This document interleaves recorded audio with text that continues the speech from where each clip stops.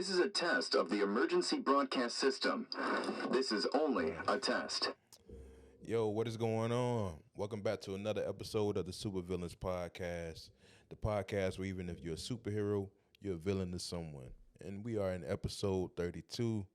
We back in the lair, Supervillain Studios. Another visual for y'all. Another visual is number 3, right? Yeah, the third visual, man. Third visual, man. Hey, we gonna keep on giving it to y'all, man. Definitely, We gonna stay consistent and make sure we keep on giving y'all that content, man. and hold not end up the bargain, right? Yeah. I think we doing pretty good starting off for the year. You know what I'm saying? With what we doing, I think we doing it. We definitely gonna pick it up and kick it off. You know, to the new viewers on YouTube, man, we appreciate y'all for checking out. Hey, y'all subscribe to us, man, too. Don't just go in there and look and, you know what I'm saying, see what's going on. If you fucking with us, you know what I'm saying, go ahead and click that subscribe and, you know, we'll see you the following week when we shoot again. But, yeah, we got a few viewers in there, man, you know what I'm saying, so I'm kind of happy to see what I seen. I was shocked. I didn't even check because I know if I kept looking at it, it was gonna make me depressed. And I was like, man, dog, this shit working? Man, hey, man, they done. Hey, I start. What's that shit nigga be saying? That YouTube be doing to them. Not demonetizing them. Shadow banner. I was like, man, dog, we must be shadow banned, dog. Shadow banned out here, dog. I'm like, god damn, dog, they got us, dog. We ain't even. Hey, listen. Now, when the numbers get up, they might get us out of the damn pocket. Oh yeah, get us up out of here. But they ain't worried about us right now. Yeah, right now. They ain't worried about us right now. But yeah, to the few viewers that got in there, and yeah. As few as it is still a surprising number. You know what I'm saying? We won't go into numbers right now, You know what I'm saying? But as few as it is, it's still a surprising number to see how many people at least tuned in for however long it takes for a view to be counted. Yeah, because they had to find it because we haven't promoted nothing really. So we're trying to build this from the ground up and it's definitely organically. Exactly. You know what I'm saying? No gimmicks at all. So you know, we appreciate y'all for however long you tuned in. If you liked it, if you didn't like it, we just appreciate y'all giving a click and seeing what we was talking about because, you know, obviously it looked like something you want to see what was going on with, man. But glad y'all tuned in. But yeah, so that's pretty cool, man. So what's going on with you, man? Man, look, trying to make this money, dog. Like I told you before, I think this year, dog, I gotta start putting my plans into action. Like I'm focused on doing. I come up with a lot of ideas. I think like literally, I might come up with 20 damn fucking $1 million ideas a year, and I'm not even saying that shit. 9 out of 10, like people, I tell friends, and they be like, dog, you should do that shit. But, you know, I'll have that problem with actually, like, if I ain't going to enjoy it, I don't want to do it. Gotcha. Like, I just don't want to do it. And I give it to somebody else to do. But this year, I'm focused on me and doing shit that I like to make money. So, today, I did like a little, something basically, the kickstart, something for myself. So, it's still in the workings. I can't really discuss what all I did, but basically, I'm trying to make more money. More money. Build an empire, I guess. You know, even with this. Yeah. Hey, so I want to have an empire and have this on the side, or shit. Maybe have the empire on the side and shit. This be however it works. It's all part of the empire, bro. It's all part of it, you know. Yeah, but today I've been chilling. Like today has been like a day of me to focus on myself. And this past week, you know, the work been kicking my ass. Yeah, kicking my ass. I hate. So I needed today. Today was good and refreshing, though. What about you, though? Man, you know, a little bit more of the same, man. But shit was it was cold, man. So I was trying to get out. Cold in fucking Florida, though. Who would've seen this shit? And I mean, listen, I love the cold weather. You know, so I'm that Floridian that I love it. You know what I'm saying? I'm that nigga that hates it. I'm the one where, like, bro, I go to work. These niggas be like, bro, you ain't got no jacket on? Like, and you already know how they be in Florida. If y'all don't know, viewers, motherfuckers in Florida, boy, if it get a little tad bit, like a little 78, you know what I'm saying? Oh, niggas pulling out their gear, bro. Yeah. Niggas pulling out their big coats. Nigga got Tim's on. You know what I'm saying, bro? Like, niggas be like it's in New York down here, bro, when they get a little wind chill. But like, nah, it's so I'm the one where it's like you'll see me. It'll be a while before you see me without a jacket. But like, you know, it's at that point now where it's like, nigga, I got the jacket on in the crib. You know what I'm saying? Like, I'm like, God damn. Yeah, dog. You know what I'm saying? So I wanted to go kick it with my sons today, go do something, man. But I'm like, man, we gonna stay in the house, man. It's a little too nippy out here for y'all, for us just to be out and about, you know, at the park or something. So like, well, you know, hopefully I haven't looked at the forecast, and then I'm pretty sure it's probably gonna be cold again. But you know, just was trying to do something with them, you know. But other than that, man, been, you know, making my way back in this gym, man. Trying to, you know, I'm really focused in on that, man. This year, man, trying to, you know, continue what I'm doing with eating a little better and getting in that gym and locking in on that, man. Trying to get this health right, man. Trying to get right, man. You know, that's the main focus really for me. And then, you know, doing what we do with the pod, doing, you know, what I do musically and, you know, creatively with other people, you know. So just getting into that more, but definitely, you know, as far as today was just kicking it back, you know, on the PS5. Dog, I ain't gonna lie, dog. Hey, you know? it sounds a little different when you say that. The PS5, dog, like, nigga, hey, that PS4 was alright, but that PS5, dog, it's like the next level shit, dog. I ain't gonna lie, it still shocks me that y'all was able to get one. Hey, bro, like, especially after you telling me, like, nigga, I'm thinking like $1,000. Hey, that's the price. Yeah, nigga, nah, bro. You told me like, this shit. Yeah, like bro. $100. It's very affordable. And listen, bro, like, we got that bit, but like I say, bro, it was not easy to get that hoe. It was not, you know what I'm saying? Like I said, it took us about 3 months. Shout out to Reek, man. Tyreek, he looked out, man. He was watching like a hawk. He was a human bot, bro. Finally got that bit. And, you know, it's good, man. It's a nice system, man. I've been checking out new games that's coming out for it. Some games that was actually that's PS4 compatible, but PS5 compatible as well, that I might check out. That still look super dope. So let me ask you this: how you feel about what the recent news with Microsoft buying what's the company that Blizzard? Oh, Blizzard? Because you know they do Call of Duty, right? I don't think Blizzard. I don't know. I think Blizzard Activision does Call of Duty. Oh yeah. I think I might. I know they did. I don't know. I've been kind of out of the loop as far as like the companies that's been creating. I know Activision definitely was doing Call of Duty, and I know Infinity Ward, which is kind of just like that branch that was taking care of Call of Duty within Activision. I think. I don't know if that's still a whole thing, but I mean, that's a good look, you know what I'm saying? But so what if Microsoft take that shit and be like, they want to try to make Call of Duty I exclusive? can't put like this. I think they it's been talks. Yeah. So my thing is it makes sense, but I think you'll lose out on all that revenue. Yeah. To try to get niggas to move over to Xbox. Yeah. And then the thing, because you, from a business perspective, it's just not a good thing, especially with how hard it is to get these systems. I think it's a little easier to maybe get an Xbox, right? Nah, it ain't easy. It ain't easy. It's damn fucking like a birthright, nigga. You Damn. literally walk up in there and be like, "Hey, nigga, you want an Xbox? Sure." And they handing them hoes out. Damn. Like they just giving them, like, literally you walk in there, that's the only thing on the counter. Damn. Xbox. So I ain't know it was like that, but yeah, you know what I'm saying. So it's like, just from a business perspective, I don't think you would want to like cut off a game like Call of Duty and be like, "Oh yeah, you is exclusive over here." I don't know though, because it's so big. I think niggas would like buy Xbox because niggas have tournaments just like they have. No, that's true.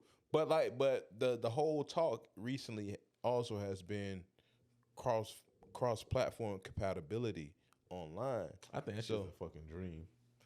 I mean, I think it's happening in some games already. So in some games, but I think that one thing that I can always count on is capitalism, competition. That's what capitalism breeds, competition. Yeah. So to me, it makes no sense for you to. To me, it wouldn't make any sense to fucking use cross platforms when you're taking away your revenue. Because the thing is if you didn't have that, they have to buy a Microsoft game.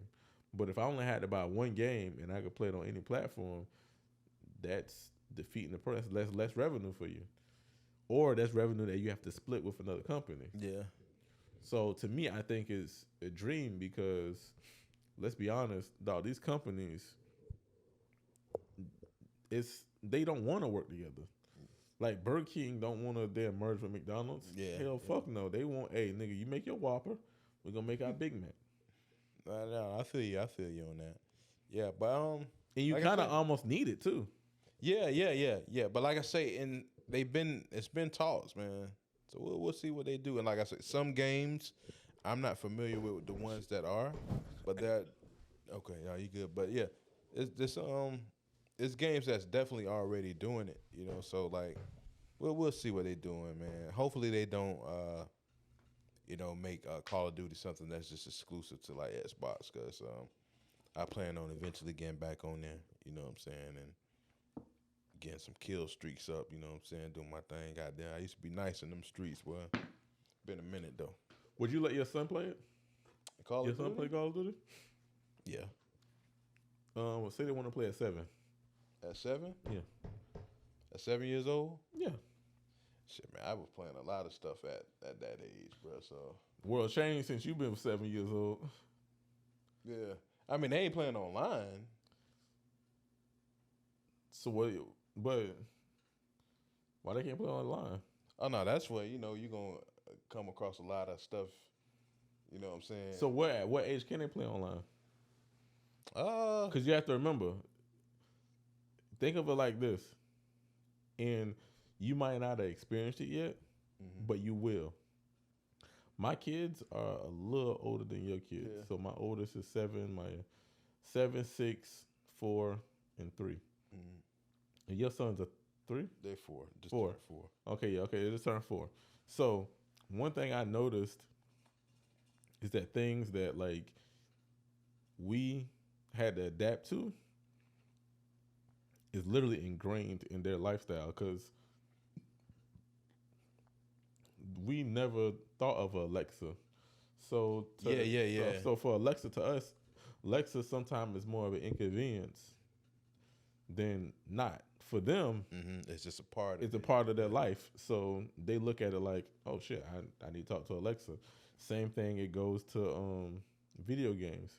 Like my kids, they know when they're not online. Like they know when they're playing a CPU versus a real person. Like they could determine that, and they already determined like them playing a CPU is kind of like us playing Madden against a damn the CPU.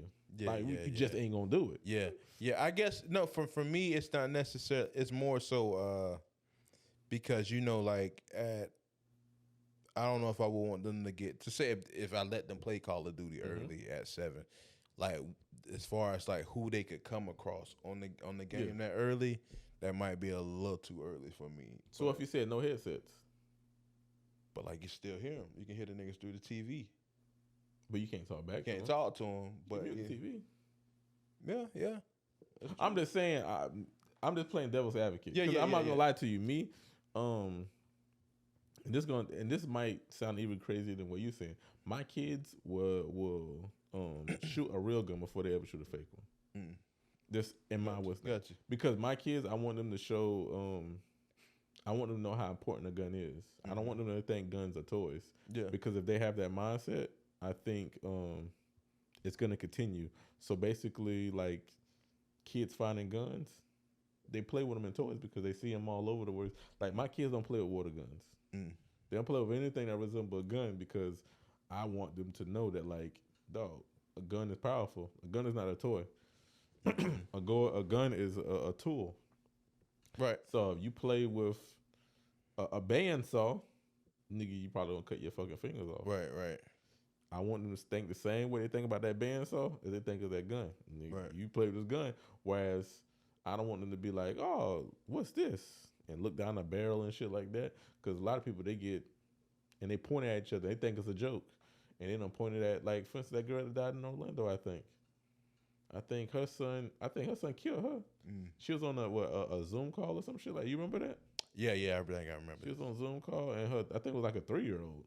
Yeah, I remember this. Yeah, pointing a gun at her, like, and the crazy thing is like, these people, they don't look at it like, that little boy probably thought it was a toy and probably think like, it's not gonna really kill her. They don't even know what killed me. Yeah. Like, it's so crazy. Is one of the hardest things I think I've ever had to explain, and this happened 2 days ago. My son said, Daddy, if I go to heaven, who's gonna come pick me up? Like, I don't want to be there by myself. Like, I didn't know what to say.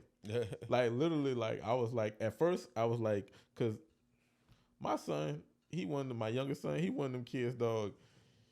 He gonna ask you questions. He gonna ask you questions that you know, that he know the answer to. Right. But he just gonna do it just to be annoying. Yeah. And this man is literally gonna sit there and ask me questions. So it's kind of like I was like, Caleb, yeah, whatever. And then he asked me that question. I was like, wait, this shit a fucking real question. Like, yeah. I can't just shoot this shit went off. Yeah. And he was like, Daddy, who's gonna pick me up? Like, I don't want to be there by myself. And I was like, well, you don't have to worry about that. I say, you don't gotta worry about going to heaven. And it's kind of weird because, like, you don't want to teach him about heaven, like going to heaven, but you want him to have that mindset of like, yeah, I do want to go to heaven, kind of want to go to hell, but at the same time, yeah, this man asked me about heaven and hell, like legit questions that I'm like, man, I don't want to tell you that, right? Or tell you like, oh, it's over. You there ain't know his name, because then he gonna cry in the damn car, or just cry, or be sad, or be scared to go to heaven. So it's like,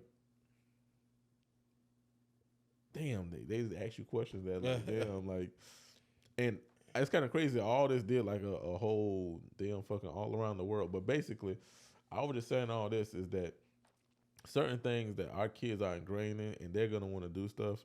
So for me, to protect them, I'd rather show them the real shit from the fake, and then like I don't even know how comfortable I am with my kids playing Call of Duty. At what age could they play it? When they're old enough to realize that guns aren't toys. When they could, because that's another thing too. Because of how we were introduced to video games, we never had to question were video games real or fake. Whereas my son really think he go out there catching Pokemon, right?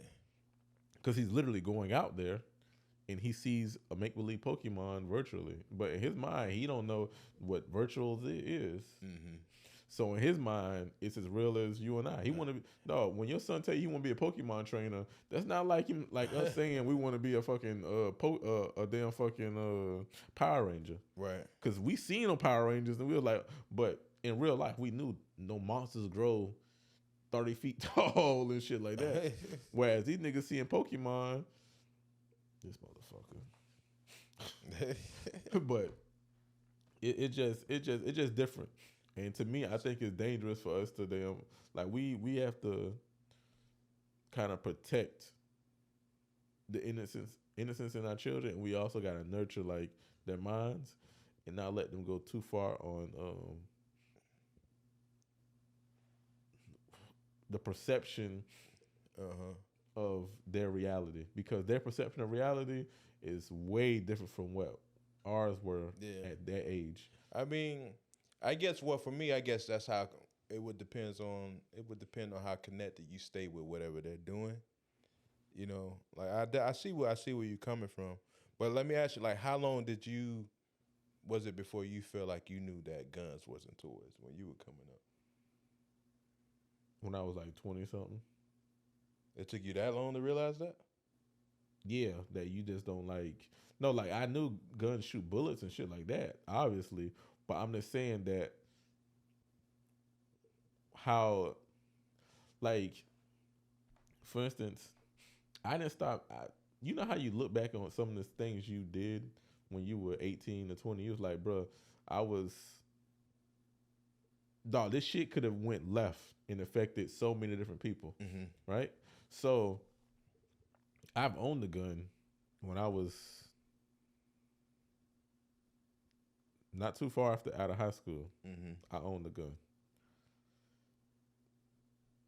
I didn't know the effects of all the effects. Now, of course, I knew that it could take somebody's life. Right. Yeah, but beyond that, the effects of me having that gun could have altered so many people's lives. Yeah. Just by having it. Yeah. Let alone using it. Right. So my whole thing is I think when I got old enough to be able to say that, nigga, I was an idiot, that's when I, like, because of course at damn fucking 16, I know, damn, nigga, if I point a gun at somebody, it could go off. Yeah. But that excess of, like, everything that a gun represents and what it means, especially being black, nigga, a gun could literally send me, you, what's name, all 10 years. Easy. Right. Like, a lot of people don't know that. A lot of people don't look at it as, like, man, this gun, nigga, that shit right here could send me to jail for life. Gotcha. Because some niggas, let's be honest, how many niggas are in prison right now because somebody else had a gun?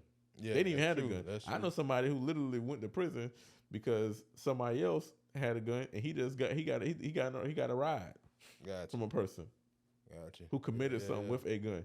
Yeah. Well, hey, nah, y'all niggas together, so y'all both taking that damn ride. So my whole thing is that gun means a lot more than, because some niggas are damn fucking 46 and get mad and shit and go kill everybody. Yeah.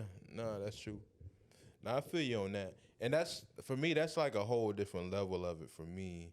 Like, I think for me, especially early on, is just as far as like playing the games, the most important thing for me early is just for you to understand, hey, listen, guns in real life can kill motherfuckers. That would be the most important thing for me, to make sure they understand the difference between playing a game in real life that early, you know what I'm saying? Because that other stuff that you talking about, that's super important later on in the point to where you getting a point in your life where you really getting access to having, which for a lot of niggas we know can be very early. Yeah. You know what I'm saying? So, like, I definitely want them to understand that. But as far as playing games and as far as them being able, just say if I owned the gun, just to be like, okay, it's some kind of way, which I wouldn't, if I did, I wouldn't have it where it's accessible to them. Of course, yeah. But just some kind of way, because you know, kids, as we were too, and we know people that was able to get access to people's guns or whatever. I would definitely, the main thing I'm worried about them knowing is, hey, this shit ain't for play in real life. This is the game, and this is that. You know what I'm saying? Let me ask you this: would you, and I'm being devil advocate. Yeah. Would you let your kid listen to NBA YoungBoy at 7? Nah. What's the difference though? What's the difference between a game and? I feel for me, I know the power of music and the influence. For me, just from my personal experience, like a video game never made me like wanna go fuck some shit up. You know what I'm saying? and music. Hey, you know a lot of niggas don't went on there killing spree though. Yeah, but we ain't gonna say what. You know what I'm saying? We ain't gonna. You know, it's a type. You know what I'm saying? It's a type, but like we love y'all too. But look, listen, y'all know it's a type. Oh yeah, nah, you know they definitely know. They definitely know. Y'all know, you know. But I will say this: lately we've been joining the club of not the so much the school, but the knock off the family. I don't know what the fuck going on. We've been going through a little thing where shit, we killing everybody and then we killing our damn selves. I'm like, what the fuck? I'm like, nah, I know this is a what's name person, and I'm like, a Nick. Oh, hey, listen, hey, listen. You know it be a few out of the bunch all the time. You gotta remember what's the fucking the niggas that was going the DC sniper. Oh yeah, dog. We knew they was white. Yeah, we gotta be honest here. Let's be honest. We all knew we all thought they were white, bro. Yeah, man, how many niggas just going around just knowing how to snipe niggas? Yeah, you know when the FBI was looking, did they sketch and they came together, they're like, okay, nigga, what we looking for? They're like, we're looking for probably a white male, exactly. 26 or 32. Hey, boy, when they see them, probably a buzz cut, boots. Yeah, exactly. You know what I'm saying? He know what he doing. Black jacket, probably a loner. That's why they're doing it for so long. Because when they found out it was niggas, they were like, nigga, we thought y'all was sleeping in the damn car. We ain't. Niggas like, nah, bro. Somebody planted these guns on y'all, man. Y'all ain't do this shit. Hey, they're probably saying like, hey, sorry to bother you, dog, because you know they were sleep when they got caught. So they're probably like, sorry to bother y'all. Hey, y'all see a little crazy ass white boy around with a rifle? I think he put this in y'all car, man. That nigga probably said, no, sir. Nigga, like, oh shit, nigga. Hey, now we gotta take you in. We gotta take you in, dog. You know, we probably gonna let y'all go. Yeah. But we gotta run these damn protocol, man. Yeah. You know what I'm saying? Protocol. We don't know what y'all been doing. Y'all been something dope or some shit like that. Oh, ain't no crack in the car. Oh man, I'm sorry. We sorry to bother you. Hey, random numbers like, oh, what the fuck? These niggas are the ones. But yeah, like I'm saying, like I just tend to think just from my experience, and not necessarily personally, but just seeing people and you know like the influence of music, and then I know it's very powerful. I know that for a fact. Like I haven't really necessarily see that translate in my personal life with the game as much, well at all really. Other than like you say, motherfuckers wanting to be like a Power Ranger or going outside and acting like we Ryu or some shit like that. You know what I'm saying? But like I haven't really seen it translate to that. But like I would say, and I was definitely the one who you know, I was playing everything young. You know what I'm saying? So but like I feel like it's definitely more important in today's age, like you say, because of technology and everything is more so a part of these kids' lives versus where when we were coming up, we didn't necessarily grow up with the internet, but like in our young age, it was introduced to us. Yeah. So it's very much a part of our life versus where these kids like, you know, this is all they're gonna know, and then it's just gonna, and of course, technology grows and they'll grow out of it, and their kids will be growing up with the next crazy whatever it is. So I think at the level it is, it's definitely important to communicate things a lot more than versus with me, where it was just like, oh, I want this game. Get it for him. I'm out there doing it. You know what I'm saying? So I definitely think that there has to be a lot more responsibility with it. And then this is me talking right now. I don't know how I'm going to feel like when they actually, because they don't really have interest in the game like that right now. But I don't know how I'm going to feel when they actually be like, hey, Dad, let me get on that duty and throw some grenades and, you know what I'm saying? Like, I don't know how I'm going to feel. And that's why the reason I asked you is because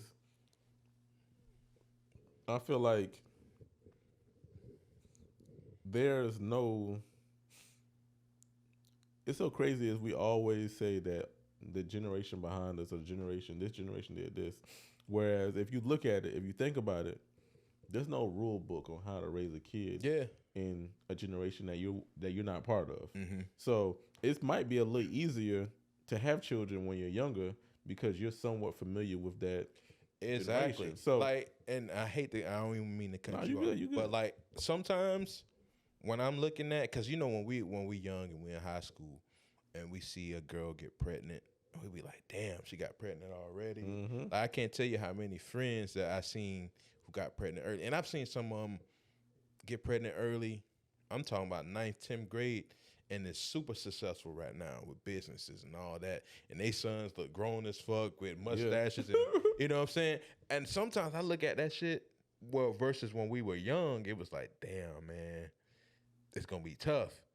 And I look at it now, I'll be like, man, that shit might have been kind of cool, bro. Yeah. You know what I'm saying? Especially if you can hold it together and kind of grow up with your kid, like, that's kind of dope, bro. You know what I'm saying? I think it's dope. It's pros and cons. Yeah, definitely pros and cons. I think it's dope in the sense of, like I say, it has to be advantage being of a generation. Yeah. Think about that gap. Because y'all like the same shit pretty much. Y'all listen to the same music.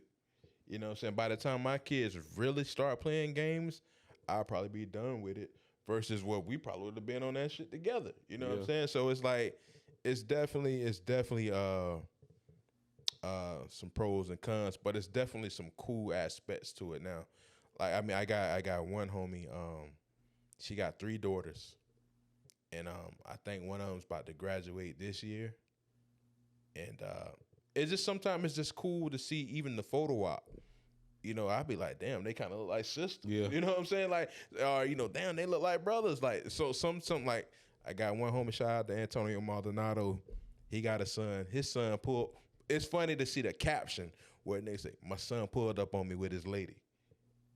Like, that's wild. Yeah. You know what I'm saying? And then, like, I remember going to school with him when his girl at the time, when she was pregnant with the son, like, we in our graduating year. You know what I'm saying? So now to see the son grown as hell, got his lady driving to his dad's house, we still 34, 35. Yeah. You know what I'm saying? So it's crazy. Even though we know that's been going on forever now, having kids when you're young. But it's just crazy when you see your generation, that you're a part of it, and you see it happening in your generation. And sometimes I be like, nigga, I'm 34 and I got 2 4-year-olds right now. You know what I'm saying? So it's just funny, man. It's just funny to see the different dynamics, in life, man. Yeah, so no, it definitely got to be a pros and cons of that. Because, like I say, it's definitely a pro to be of the generation or know the generation or be very close to the generation. Because, like, for instance, my kids, and I think this is one thing I pride myself in, but my kids are kids. Yeah. That's one thing I love about my kids. Sure, yeah. My kids are kids. Like, I think I might have even talked about this last pod. My son didn't even know what rap music was. Like, my son told me one day, he was like, hey, Dad, I had he's like, today was the most awesomest day ever, which, he talking like, it's all good. He say words like awesomest. Yeah. He was like, I was like, oh, what's up? What happened? He was like, I had a rap battle today. So I'm like, you had a rap battle? I was like, you had a rap battle? Mind you, we at, dog. I might be about 4 of them out there, boy. So I'm like, who you had in a rap battle with? He was like, man, I had a rap battle. And I was like, I mean, hey, it could have been B-Rabbit that he ran into now. Hey, look, but let me tell you how I went though. It was like, I was like, what you rapped about? I said, what did you say? He said, oh, Daddy, this is what I did. This man started beatboxing. And I was like, yeah, but Carter, that's not that's not rapping. That's beatboxing. He was like, no, it's not. It's rapping. Now, mind you, I found out why he called it rapping. Basically, he showed me a YouTube video about, I forgot what it's called, but it's some boy who it's like some little, like, somebody made like a cartoon on YouTube, and it's what kids watch. And then when the dude is rapping, it doesn't show him rapping. It basically has sound effects of him rapping, and it shows him like doing this. So basically, it's like a voiceover, like a sound over, to pretend like he's rapping. Gotcha. is like music to basically say, oh, he's rapping. But the thing is he's not rapping. These electric sounds. Mm-hmm. So the crazy thing is, this is the craziest part. When he was beatboxing, he wasn't saying. Right. He was like, eat you, ooh, ooh. So he was making electro sounds. So I'm like, Carter, please tell me you didn't go do that in no school. He was like, yeah. I was like, well, he said, did you win? He was like, no. And I'm thinking to myself, oh crap. But that's why I say my son is like, I love my son to death, dog. But that's one thing I love about my son. The man is so confident in himself that even though he lost, he wasn't like tripping that he lost. He was saying it was the best day ever because he had a rap battle. Yeah. It's not like he won a rap battle. Right. He was just excited to have it. And the crazy thing is why I told him that, like, Carter, that's not what rapping is. And I showed him a video and showed him what rapping was. The thing is, he was so confident in himself that he was still cool. It wasn't like Was he intrigued by what you showed him? Honestly, he was saying that's not rapping. He told me I was wrong. He showed me the little cartoon. That's how I know about the cartoon. He showed me the cartoon. He's like, no, Dad, this wasn't it. And that's why one thing I pride myself in is my kids are kids. My kids don't know about loving hip hop or the next big thing. Like, my kids are genuinely kids. They like kid shit. They like cartoons. They like superheroes. They like different things. My kids don't know of worldly things. Yeah. So that's one thing that I'm happy about, that with everything going on and so much stuff out there to like attach my kid. Like, for instance, my daughter, she asked me what Squid Games was. I'm like, what are you doing? He's like, she told me it was somebody at her school. I'm thinking to myself, why are the kids at your school watching Squid Games? That's not nothing that the kids should be watching. Right. Like, that's literally got to be, that might be one of the most gruesome movie on Netflix right now. Yeah. So the fact that they showing what people dirty and killing, the thing is they said that they're playing the game at school. They're playing Squid Game. So I'm thinking to myself, a parent had to let somebody kids. So that's why I was saying, like, stuff like that influences our kids. Like, they don't know. Like, my kids still, like, this is one thing too that I do that I guess some people might find weird. But when my kids, like, say they play in the game and they lose, they're like, oh, Daddy, I died. I don't let him use that terminology. You didn't die, you lost. Because to me, I'm about mental health and the mental strength and stuff like that. I don't want them to know that. I don't want them to think that you can die and, oh, there's a restart. I want them to know that dead is forever. There's right. You can't die and then come back. You lose, you come back. Yeah, hey, you come back from a loss. Right. Death, you can't come back from. So when they use the word death, I want them to know what it means. So I don't like when they be like, oh, I died. Nah, you didn't die. You lost. I feel you. Because certain stuff like that matters to me. Because I know, like, with everything going on, dog, there's so much shit going on that where, like, for instance, I seen this shit on YouTube, and we've talked about how I feel about this shit and stuff, but I don't want to get too deep into it. Or we could get into it. It's up to you. But when it comes to gender and sexuality, I don't care what anybody else does.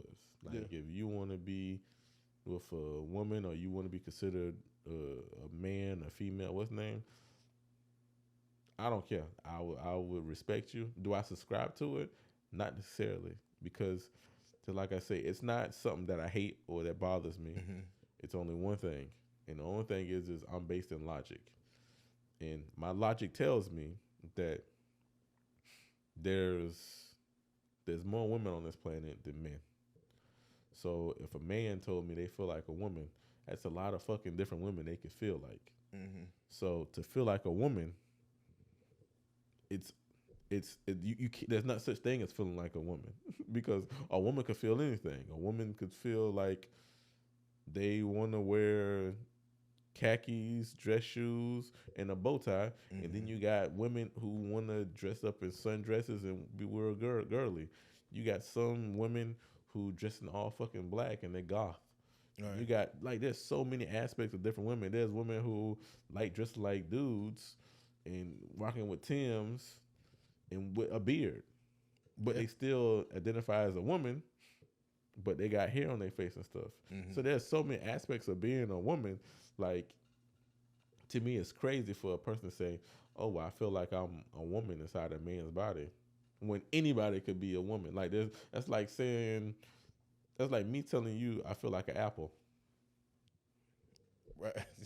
I feel you. It's just, I don't know. That one is always tough for me, man, because it's like, I feel what you're saying logically, but it's I look at it from, and I know we done had this conversation at least 2 times. I don't know how, and I know we dove deep into it maybe once, but it's just like I always look at it's like I don't know what that person's feeling. You know what I'm saying? For them to feel a certain way, but you don't look at it that way. Look at it the opposite way. How does a man feel? If somebody told you to describe how a man feel, how would you describe it? It'd be hard to describe. Yeah, because you probably feel differently than I do, right?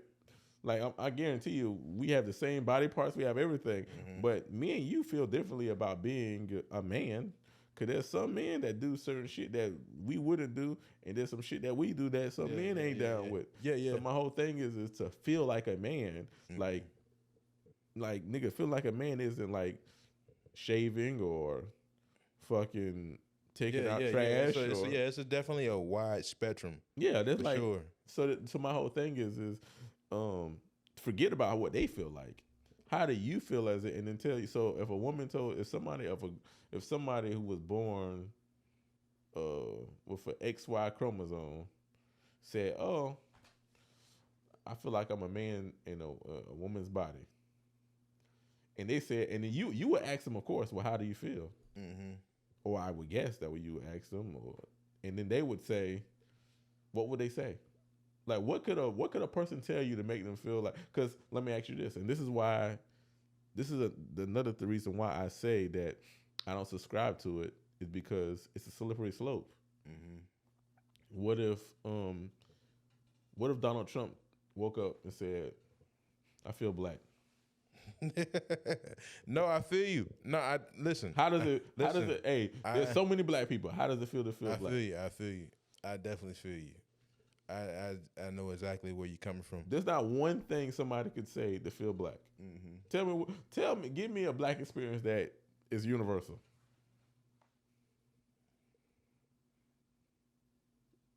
Shit, being black skin, bro. Hey, there's some. Hey, Logic, he black. Logic is black. Yeah, but he don't look black though. Okay, but he feel. Hey, with me, he feel black. He is black. So I'm saying. So how do you feel like you black? Right. No, because the feeling is not a look. It's a feeling. I feel you. But because this was a conversation that I had with my brother, and like, you kind of, it's something like, talk about changing outlooks. You kind of made me see things different when I was talking to them, trying to explain this to them, and I don't want to really go into it because I don't know how comfortable my brother or his wife would be in the space. Yeah. But we were talking about the LGBT community.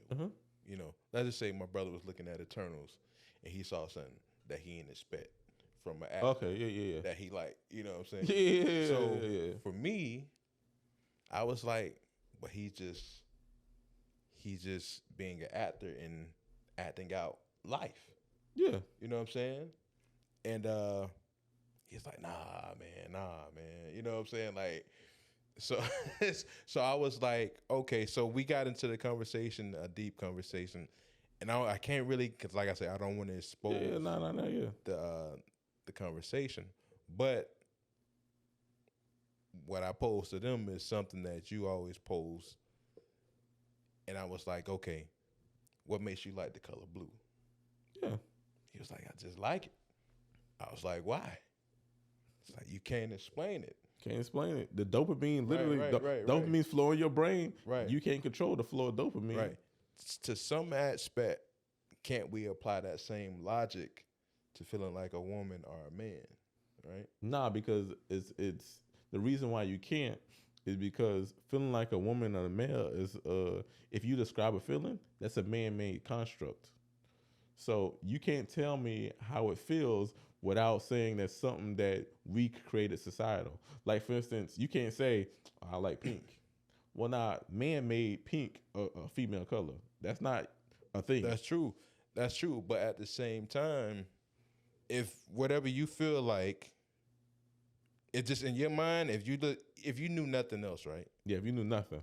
And you just looked at your body or whatever and feel like, this shit don't feel right. Okay. Then I would say opposed to what? Right. And what if you but what if you said, I don't know, this right here just don't feel right. Opposed to what though? Right, but like I'm saying, if you knew nothing else, right? So listen, okay. If you knew nothing else, Uh-huh. but then you saw a woman for the first time. A woman for the first time. And you said, whatever that is, it feels a little like I should be like that. Like you and just from a look. So change your appearance. I'm not telling you can't. Look, I mean you had discussion for it, dog. If you want to be a nigga with titties, go be a nigga with titties. You just gonna be a male with titties, and I'm okay with that. Right. Because but like if you, I don't know. It's hard to explain. It's hard to explain because you don't know how that person feels. Right. It's like I can't sit here and say, and this is another thing too that's controversial. A lot of people will say that we will never. We tell a lot of people, dog. You know, we will never know what it feels like to be black. Well, guess what? I never know what it feels like to be white. I just don't. Yeah. I can never say like, oh, I feel white. Yeah, for sure. Because guess what? There's some dirt ass poor white people. There's some rich ass poor white people. There's some damn fucking white people that's flashy. There's white people that ain't. Like, there's so many aspects of being white. Yeah. And there's so many aspects of being black. Dog, for me to say that I feel a certain way by how I think that person feels. Yeah, and like you say, I definitely agree. It's a slippery slope. Because, it's a real slippery because slope. Now you gotta apply that to whatever motherfucker say they feel like. Cause what if I say from race to bro, I ain't even feeling like an animal. I ain't even 33. Like, I ain't 33 no more, nigga. I'm 12. Well, shit, nigga, I need to go enroll in school. I got to be 12. I feel 12. Right. So yeah, it's definitely a lot of things. I guess the only thing I can say with that, it's just like, could you imagine a girl being 16 and saying going to get her license? Like, bro, I feel like I'm 21. And then the daddy say, well, we can't based on how you feel. But nah, I got an old soul. Right. I need to be 21. Right. Nah, I feel you. And then they're saying, well, hey, look, I can do what so let me get some liquor because I feel like I'm 21. I feel like I can handle it. Oh, hey, dog, I'm not 16. I might look 16, but I'm a consenting male at 21 years old. Like, that's such a slippery slope to go by feelings. Yeah, it definitely is. The biggest thing is it's not even like I'm willing to respect your feelings. Yeah. But my biggest thing is you will never know what it feels like to be me. Yeah. So to say you feel like me, is what's that? Because the thing is, this too, and this is the other reason why it's such a slippery slope, because you will have a member of the LGBT community to say a male that feels like a woman, and would definitely argue somebody down that wants to be trans race. Like, oh hell no, you can't be us, you can't be black. You would argue that, but now you gotta logically, you have to put your shoe the other foot and be like, well, you know. But just to clear things up though, only thing I can do is say, as long as you ain't hurting nobody, as far as your gender or your sex or whatever you want to say it, I respect whatever you want to be. I do understand definitely where CK is coming from, and don't get it twisted. He respects it too. Oh yeah, you know what I'm saying? Like I respect anybody. I respect everybody. all I'm saying is and this what you gotta, and I hate to cut you off again. No, you good. They came out feeling like Brandon Marshall right now. But like but what you have to understand too, and it definitely shows in other episodes and future episodes, I am emotionally, I don't want to say I lead with emotion, but it's probably 50-50 or where it varies, but emotion is definitely big to me. So it's like some kind of way emotion always is based in it for me, where with CK it's more like, well, just logically that don't make sense. If it don't, and I'm not gonna say I don't have feelings, because I do have feelings. Yeah. But a lot of my, like, how I approach life is in a logic sense. Mm-hmm. Now, of course, some might say, well, nigga, how are you based logic? You believe in God. That's based in faith. I'm not saying I'm 100% logic. I'm a human being. You can't be 100% all the way on everything. Exactly. But what I'm saying is certain things, if I always I like to take a step back and remove myself, remove my feelings, remove you have to my bias and from listen, something. And that's how I know for me this part one, because we said a lot of times that doing this podcast has been like therapy for us. Like a lot of the stuff from the logic standpoint that you brought to the conversations that we had, I brought to that same conversation just to play devil's advocate to my brother, just to see, and his wife, just to see how they respond. And it's just like, bruh, it's just like, bruh, you know what I'm saying? Because I was like, bro, what makes you like that color? Listen, and you know how I feel about the motherfuckers who are attracted to little kids that's grown. Yeah. Listen, I brought that. What you tried to apply to me, I said, bruh, he fighting everything in him.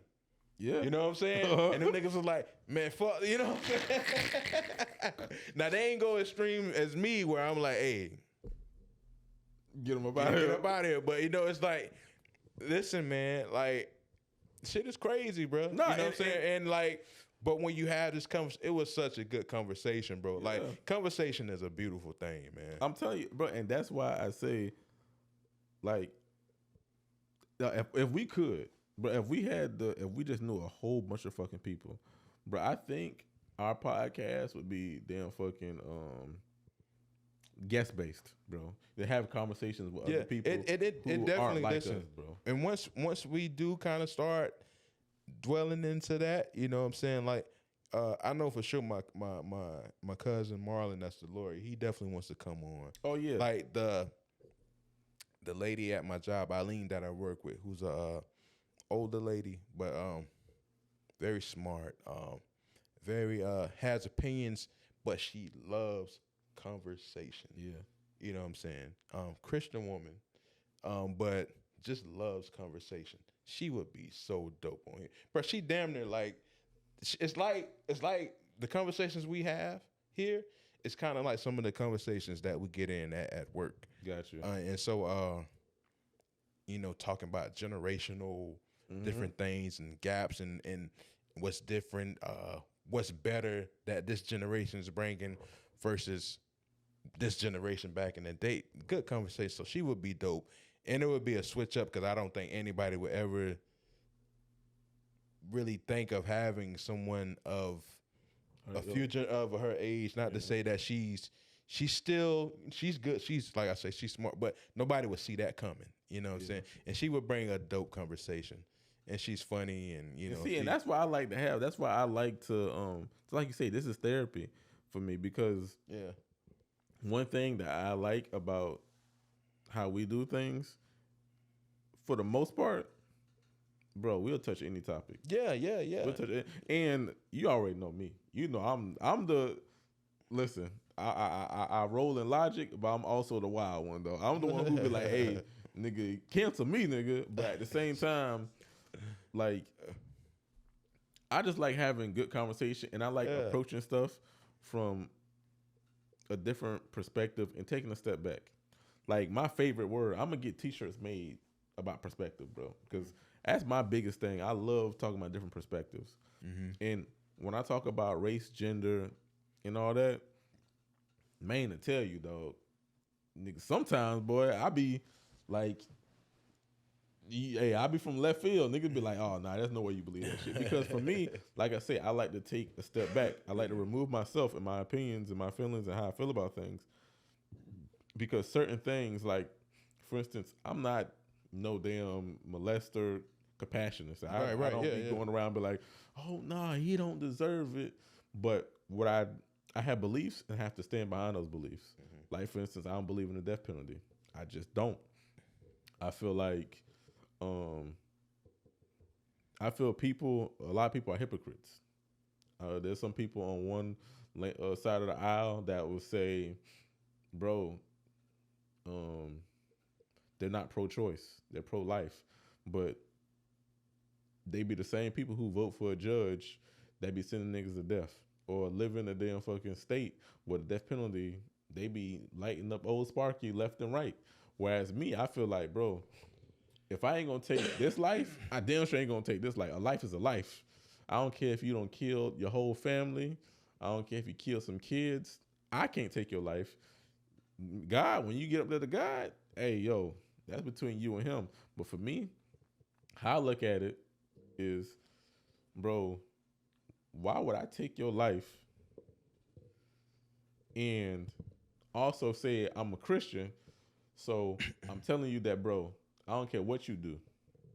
You never going to heaven because you don't got time to permit. Oh, if you going to repent, you better do it before I light your ass up. Like, that shit sounds crazy.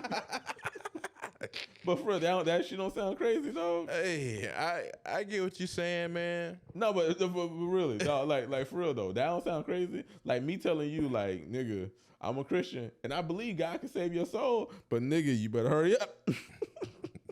You better hurry up, nigga. There's a time limit on that. You got a time limit there.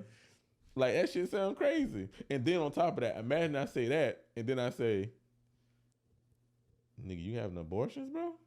The fuck wrong with you? Like, that shit sound crazy, though, right? Like, oh, nah, nigga, you done fucked up. I'm gonna kill you, dog. But, oh, nah, we gotta save these unborn babies, dog. And then on top of that, hey, look, they be like, hey, shit. Wow, hey, I'm too young to afford the baby. They're like, hey, man, put that shit up for adoption. Like, wait, are you going to adopt it? Oh, hell no, I got too many kids over here. But you can put this for adoption. Shit, man, throw that shit. Hey. And see, because it's so many things, like, and I get where you coming from with that. Because see, for me, from my perspective, it's like, okay, it's your body. You have that decision, right? Mm-hmm. So that's how I look at it. Well, me too. I'm pro-choice. Right. Well, put like this: I'm pro-choice. Now, for my family, yeah, right. We ain't rocking with abortion. Yeah. I feel like, nigga, for like I say, for consensual adults, yeah, nigga, and me and my wife go through this all the time, like, cause she might tell me one of her friends, oh, they had a baby or whatnot. And it was a surprise. Nigga, what was the surprise? Nigga, if I put a penis in a vagina with no condom, what was the surprise? And we know the outcome, especially if you ain't, you know. Yeah, hey, listen, and even if you ain't scrapped up, if you shooting the club up, and then you just, oh my God, how did... Hey, a surprise is a lotto ticket, nigga. Like, nigga, a surprise is winning the lotto. Dog, so, could you imagine winning the lotto while playing? Nigga, that's a surprise. What? Yeah, man. Super villains on top, man. Hey. But but yeah, definitely agree with you on that. Like, for my family, yeah, like if it happened, hey, another one on the way. Yeah. You know what I'm saying? So I'm pro-choice, but at the same time, I'm like, all right, nigga, you in here, you shot this school up. You got to go, bro. You gotta go? You got to slide, bitch. Like, nah, man. You ain't, you know what I'm saying? Like, and bro, woo, man, listen. And I tell you, one of the hardest things for me, man, like, was seeing, like, when, I don't know the dude's name, but who shot up the church them years back. Yeah. I don't know his name. I don't even care to say his name, but I know you're talking about. Yeah, we give you no pub. But, like, to see some families and be like, hey, we forgive you. To see what's my man Botham Jean, to see his I think his brother go out there and tell that lady he forgave her. That's powerful. Yeah. You know what I'm saying? But it's like you still got look, I forgive you, but now I'm not saying he gotta do that, but it's like, man, I mean I salute you. But it's like, man, it's like, certain things in this world, man, that the motherfucker do is just kind of like, hey, I know what, we gotta leave that between you and God. Well, we're gonna make sure you get up there to see him earlier than he, Hey, your meat gonna be real soon.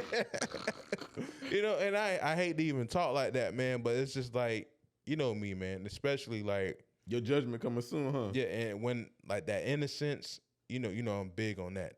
And you I know you feel me, but it's like I'm like, man, boy. Listen, I'm not even gonna sit here and say I would ever be strong enough to forgive somebody. I'm not even saying that. But I know what you're saying. It's like, hey, man, that's what you and God got to figure that out. Yeah. I don't want nothing like that on my conscience. Yeah, because of what I believe in. You know what I'm saying? Like, and I can't go back on it. I definitely get that. And who knows? I might be in a situation. I might change. But as of right now, to me, honestly, I can't see me wanting somebody die. Like that's gonna, cause you already know I move in logic. Yeah, nigga, him dying ain't bringing nobody back for me. Yeah, it ain't gonna make me. Why would I feel good seeing this nigga death? Knowing that he took my kid's life. To be honest with you, real payment for me is let that nigga know that every day he live, to let him know that he took this person away from me. And that nigga got to sit in a fucking cage every day and know that, nigga, the reason he here is because he did X, Y, and Z.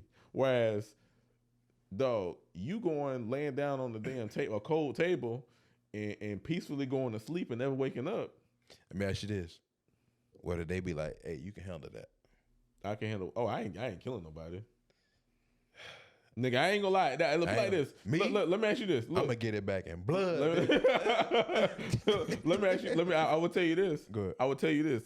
In the moment, yeah, of like course. in the moment, of course, nigga gotta go. Of course, nigga gotta go. Yeah. The nigga gotta go. Yeah. He going night, however you want to say it. The nigga's gone. Yeah. Hey, matter of fact, Kevin Hart in the movie we were talking about today, nigga, you gone, nigga. Hey, I'm taking that damn shoestring, whatever. I'm grab you around your neck. I gotta get it. Yeah, back, baby. But especially in the moment. Yes, yeah, but after it's all dead and gone, and I'm sitting there and I gotta mourn, nigga. Me killing you ain't gonna help me smile at night. I ain't gonna be like, yeah, I got that nigga. Nah, the person still gonna be gone, and I still gotta deal with that emotionally and mentally.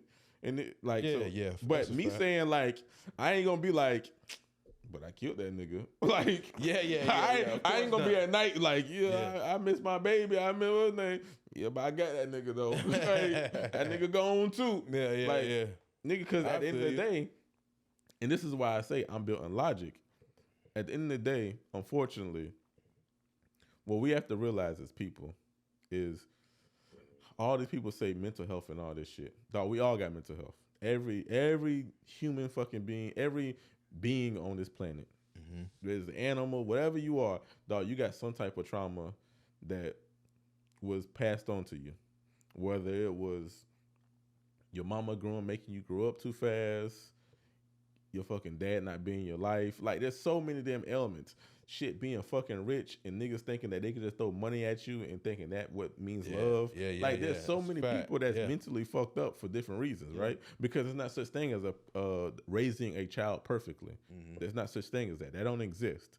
So with all those elements, it all drives people to do different things. It make people turn left when they should have, when they was going right. Like, it makes people going right and they turn fucking left. Like, there's so many things that could cause people to go down the wrong road. So for me, how I look at it and this is a thing, when people always bring up like the black and white thing, because that's what's big now. Like, I hear people say this all the time. Bro, if he was black, oh man, shit wouldn't happen that way. And I tell people, and I think we talked about this, might have been last pod or another pod, I don't know, but we talked about it. Bro, I can't base my reaction of how somebody is dealt with as if they're white or black, because I'm not truly fighting for justice at that point. I'm just fighting to be fair, for you to treat him like you treat me. Nah, fuck that. Nigga, I want to be treated right. Nigga, I don't want to be treated like nobody else. I just want to be treated right. Right. Because how you treat that nigga might not be right. Right. So I'm never going to say, yeah, dog, but nigga was white, dog. If he was black, dog, shit, they would have hung that out. And it might be true. They might have hung that nigga back at the same time.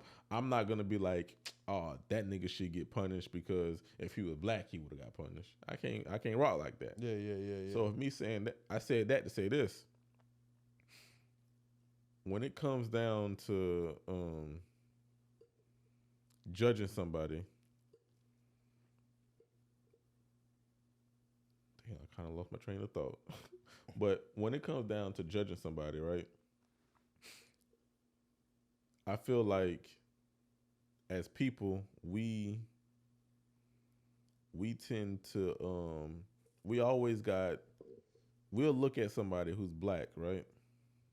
And we'll be like, man, he like so many things led him to this, you know, like we should take it easy on him. Because of course, by default, we're black, so we lived a black experience. So we could kind of relate to or see why he did this. Yeah. Like we lived in a community where we could see how a person gets swept into selling drugs. Yeah. We might never sell drugs or agree with selling drugs, but we know how it happened. We could see how it happened, right? It doesn't shock us. Mm-hmm. So young Billy, a nigga you probably know from school, was always a straight A student. He got caught up in selling drugs. Drug deal went bad. Somebody ended up dying, right? Mm-hmm. He go to jail. Them niggas say, hey, nigga, somebody died in while you was selling drugs or whatnot. You was a part of this shit. And then you going away for 25. Now, our mind, we be like, man, they railroad that nigga, dog. That nigga have to do that shit. That nigga done fucked up one time, but now he done fucked up and now they sitting away. And we compassionate towards that. But now, flip the script. Old Billy done brought a gun to school, dog. And he's white. Mm-hmm. And a bully fucking slapped the nigga upside the damn head a couple times. Yeah. And then he got 3 niggas jumping on him taking his lunch money and everything. And they go to school one day. And I'm this example, I'm just randomly just saying this shit. I don't want y'all to think that I got compassion for this nigga's a school shooter compassionist. This nigga, like, nah, I'm just freestyling. Yeah. But little Billy shoot a damn fucking kid and kill him because he was tired of getting bullied. We be like, these niggas shooting up this school. Man, send this nigga away, dog. He's crazy. He's crazy. But at the same time, how we have compassion for the dude who we could see how he got swept into drug dealing. Yeah. But this other person, like nigga getting bullied, and we never sit there and say, well, damn shit, dog. Maybe that nigga had enough. Right. And the thing is, we all got different breaking points. Yeah. I see, and it's like, and I'm with you. I'm definitely with you, man. I think just sometimes, what I know for a fact is that we as a community, we see it on the side where it's like, damn, that's unfair to us so much that we never really have the opportunity to understand that, like, this shit as a whole is just fucked up. Yeah.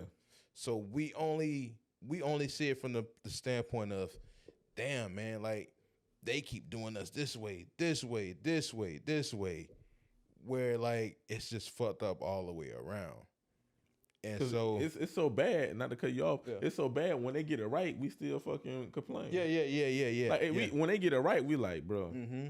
Yeah. And that's when the comparison's like, well, if he was black, and it's like, damn, dog, they got the shit right, and we still tripping as if like... Yeah. So because of what we seen, we get to those comparisons, and it's hard for us as a people, because we don't have the conversations like we're having now, to understand, like, hey, it's a lot deeper, and we gotta be able to get past what we feel, not even what we feel, what we know has been unfair to us, in order to fix this shit as a whole, because it's just messed up all the way around.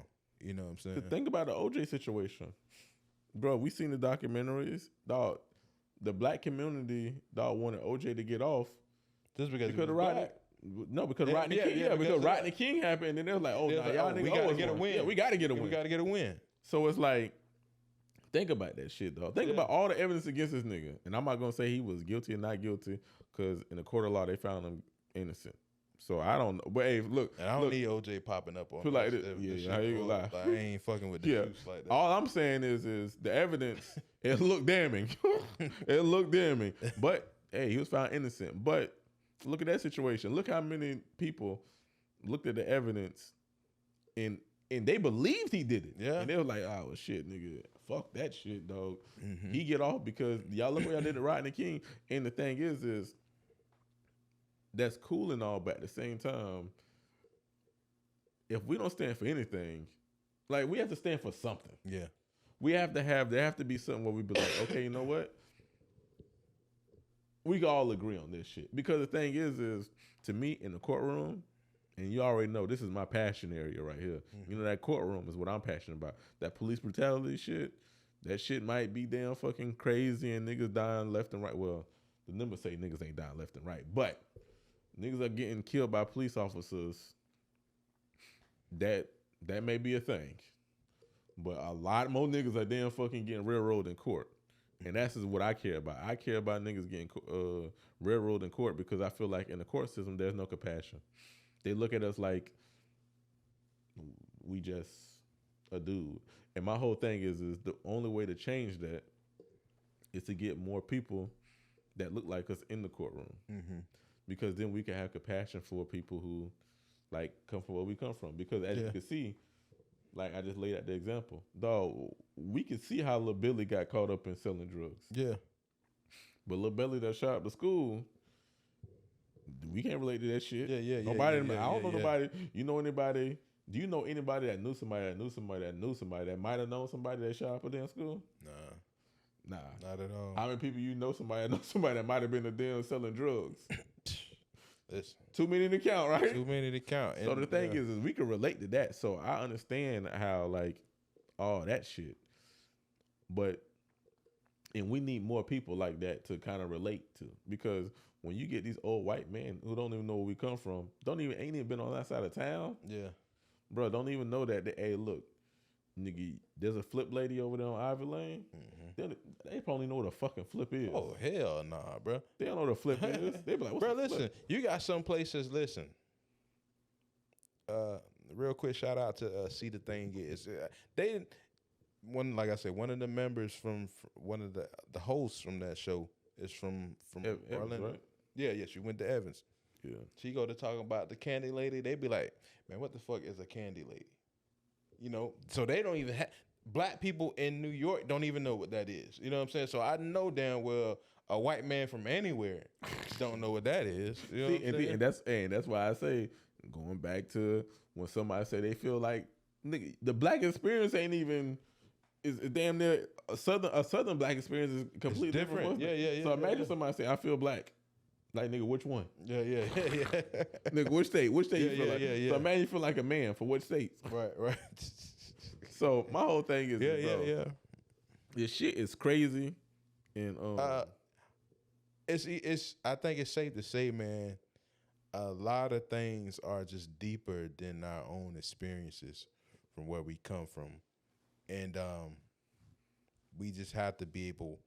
Hopefully, we get the education. I know it's easy. It's not easy to say it, but it's what's needed is that the education and the understanding that things are deeper. But when you in the shit, sometimes it's easy to be like, man, fuck that, bro. This what's going on. We getting killed over here, nigga. They putting us away for this shit over here. You know what I'm saying? So like when you in this shit, it's a little harder to think that way. But we have to be able. Go ahead. No. Finish your statement. But it's once we're able to step out and understand that the impact is way bigger than just what we see. That's when we can probably start. I mean, we can start grooming people to come up to be able to change things. You think, and I know I don't even want to get too political, but I just want to ask you this: do you think the people who say on our side, you think they really care? The people who say they're on our side, like you say Hillary Clinton, you think she really care about like us, like really truly? It's hard to say. I don't want to say she don't, and I'm not even saying her in particular. I just use her because because it might be some that do care, but then at the same time, it's so many people. Like it might be some that do care, but they might not be powerful enough. You know what I'm saying? Like the ones that's powerful enough, a lot of times politically, their political, whatever they're trying to accomplish politically gets in the way of that kind of shit. And it's like, well, yeah, I have compassion for this, but shit, if I want to keep advancing in my career, I need to go this way, or you know what I'm saying? So based off that way, it's a lot of them that don't care. Yeah. You know. Well, I asked you that for this. I got another follow-up question. Have you ever met somebody who or had a family member or knew somebody that they want to help you so much, but every time they try to help you, they make shit worse?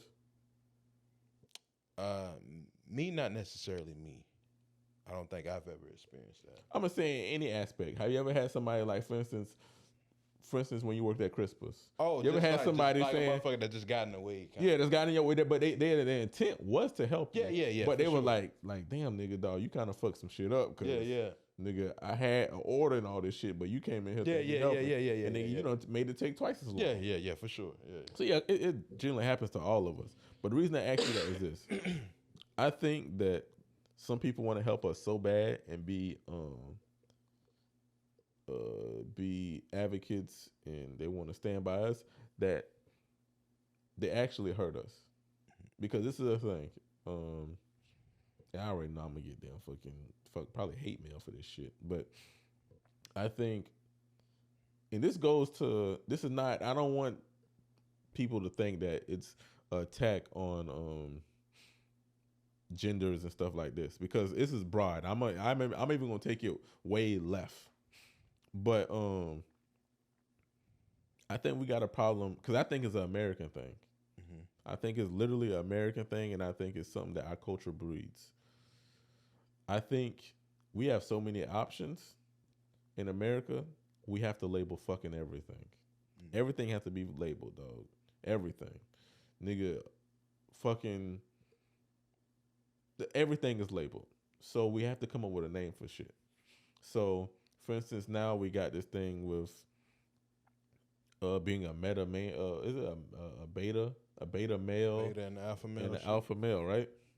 Because you got to have labels. But mind you, my mind is based in logic, and I already told you how I feel about what does something feel like. So, what does a man feel like? What does an alpha male feel like? That's why I would ask somebody, what is an alpha male? Right. Because to be an alpha male, there's some alpha male that like to be pegged. You don't think so? Yeah, I'm pretty sure they. You don't think there's some powerful fucking men that run this fucking damn country that get pegged every fucking night? Yeah. But I guess the counter to that would be like, well, whatever you like sexually, that doesn't make you. But I'm saying, what is beta? Because beta, alpha. The way they describe alpha as if it's something that's static, that doesn't change. It just, static does. Static does change. Well, anyway, it's something that just doesn't change. It's just something that, this is the model right here. This is an alpha male. Because you hear, but would that be fit? That would be more of a. I don't want to get into their definition. No, but I'm just saying, in general, this whole blue pill, red pill thing. Right. But would that would be more of a mindset, though, right? Because even an alpha male that's gay, yeah, they still could be an alpha male. But yeah, they still get their dicks up based on the whatever. You know what I'm saying? Not for sure. Even if you it's crazy, but like even if you the one that's getting on your knees, yeah, or you the one that's the bending over, however, yeah. Like you could still be the dominant in the relationship, or you could still be a dominant male in general. It's just, hey, this is what I prefer sexually. But my whole thing is the actual label. What the fuck is this? A man? What is a beta male? What is an alpha male? Because what I'm saying, and this is why I just went this area, because I didn't want to go to the other area and they attacked me for that. So I just went to straight cis, I think they say cis men. I don't know. Yeah, well, none of us know. But anyways, I just wanted to, I just wanted to not attack them, but I just wanted to use them as an example. My whole thing is that in America, we want to label fucking everything. And to me, I think it's counterproductive to have labels for everything and to describe something as, oh, well, nah, this has to be this. It's counterproductive in a sense of like, I think it breeds victim mentality. And I know that's a hot topic word for damn fucking red pillars and shit. But I think red pillars have victim mentality because they feel like they're being wrong. They feel like they're being wrong by somebody. Everybody feel like they're being fucking wrong by somebody for some reason. But in my mind, I feel like you can have an opinion on yourself and your own perspective. Right. But as soon as you say that my perspective should fit how you think,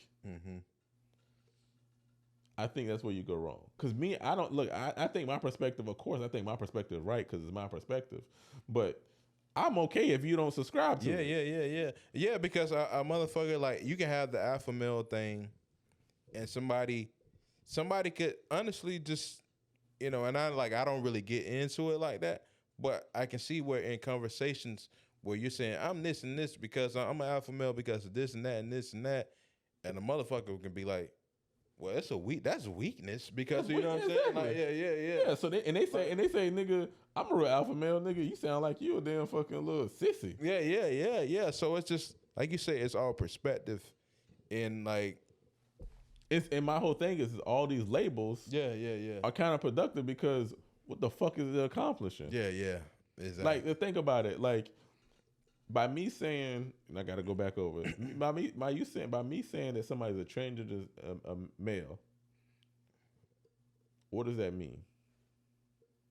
A trans male? Yeah, if somebody's a trans male, what does that mean for anything?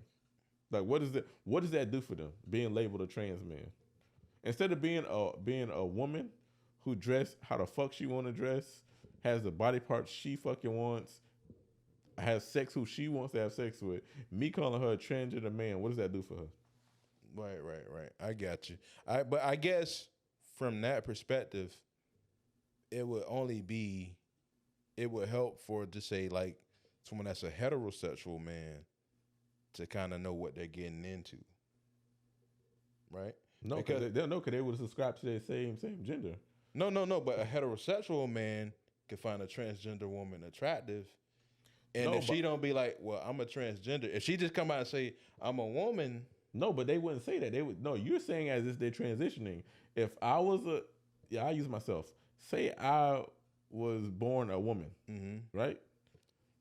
My argument is, what benefit does it for me saying that I'm a transgender man? Like, I transition. When I could say, nah, I'm a woman. I just look like this. Oh, I feel what you're saying. Yeah, but like you said, it's deeper than that. We just it's really no explanation for it, bro. Because think about it like this, and this is the thing is we're using to describe transgenders and black people, white people, everyone's thing. We're using adjectives that are man-made. Yeah, for sure. I definitely get you, but it's just like. And I mean, you get to the point where it's so much going on, but it has to be something in order to describe shit, right? What I am, though. Yeah, you are what you are, but like, I don't know, bro. It's hard to. Because thing is, what makes you a man? Besides the scientific, what's the name? What makes you a man? Come on, man. I definitely listen. I get what you're saying. Like, and I can sit up here and I can give you the typical thing that, you like taking out trash. You like picking up a hammer swinging. I take care of my kids. I take care of the house and this and that. Yeah. I can say all that, but like, it could be a woman that's doing all the same things. You know what I'm saying? Exactly. So she a man? Exactly. You know what I'm saying? Like, so I definitely get what you're saying, and that's why I say it's And that applies to everything. I don't want to get on the trend of the It's everything. What makes you black? Right. It's everything, man. I like chicken. I like watermelon. All that shit, you know, Kool-Aid, which I don't really like watermelon. Like what? Nah, man, I ain't really a fan of watermelon. Like, That's okay. I ain't, you know, I don't eat macaroni and cheese, so you know, we all have our elements. Damn, you wild. No. Hey, listen.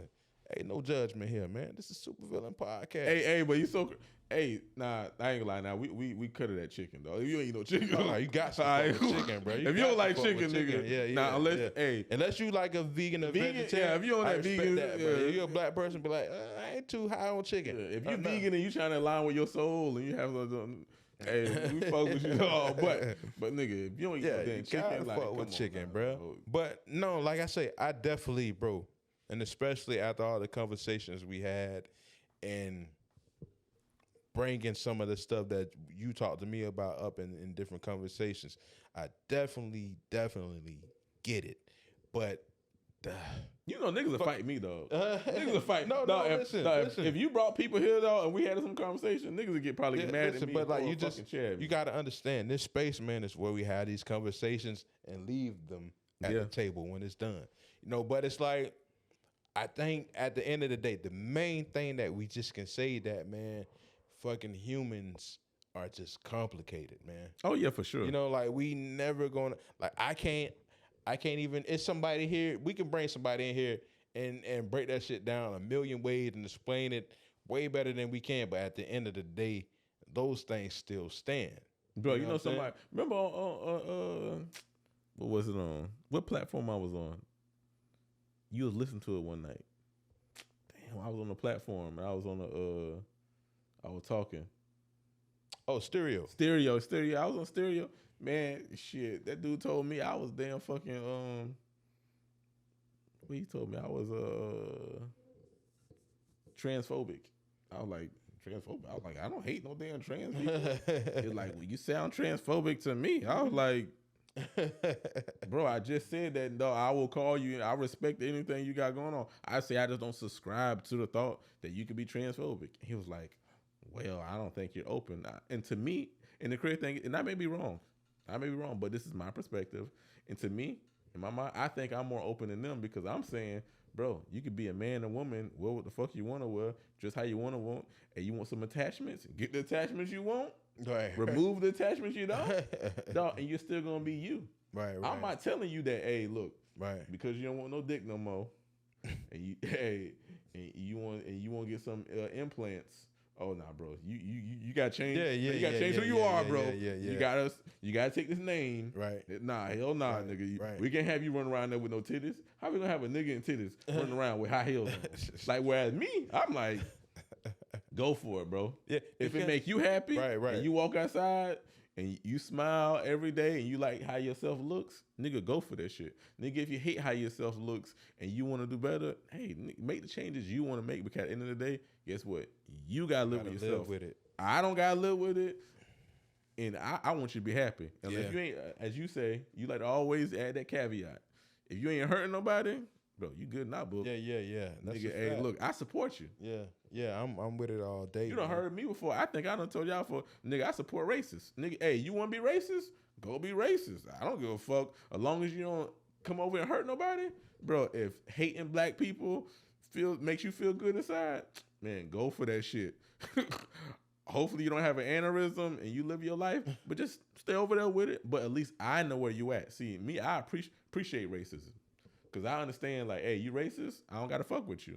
To me, what I hate them undercover racists that they'll smile in your face and be like, oh, hey, man, how's it going? And they go home and over then they be like, man, the niggas were out today, boy. The niggas, man, his little cornrows, what's his name? Like, that's the racist I don't want. I want the racist that's going to call me a nigga. So I'll be like, cool, nigga. I know he don't fuck with me. I don't got to worry about trusting him.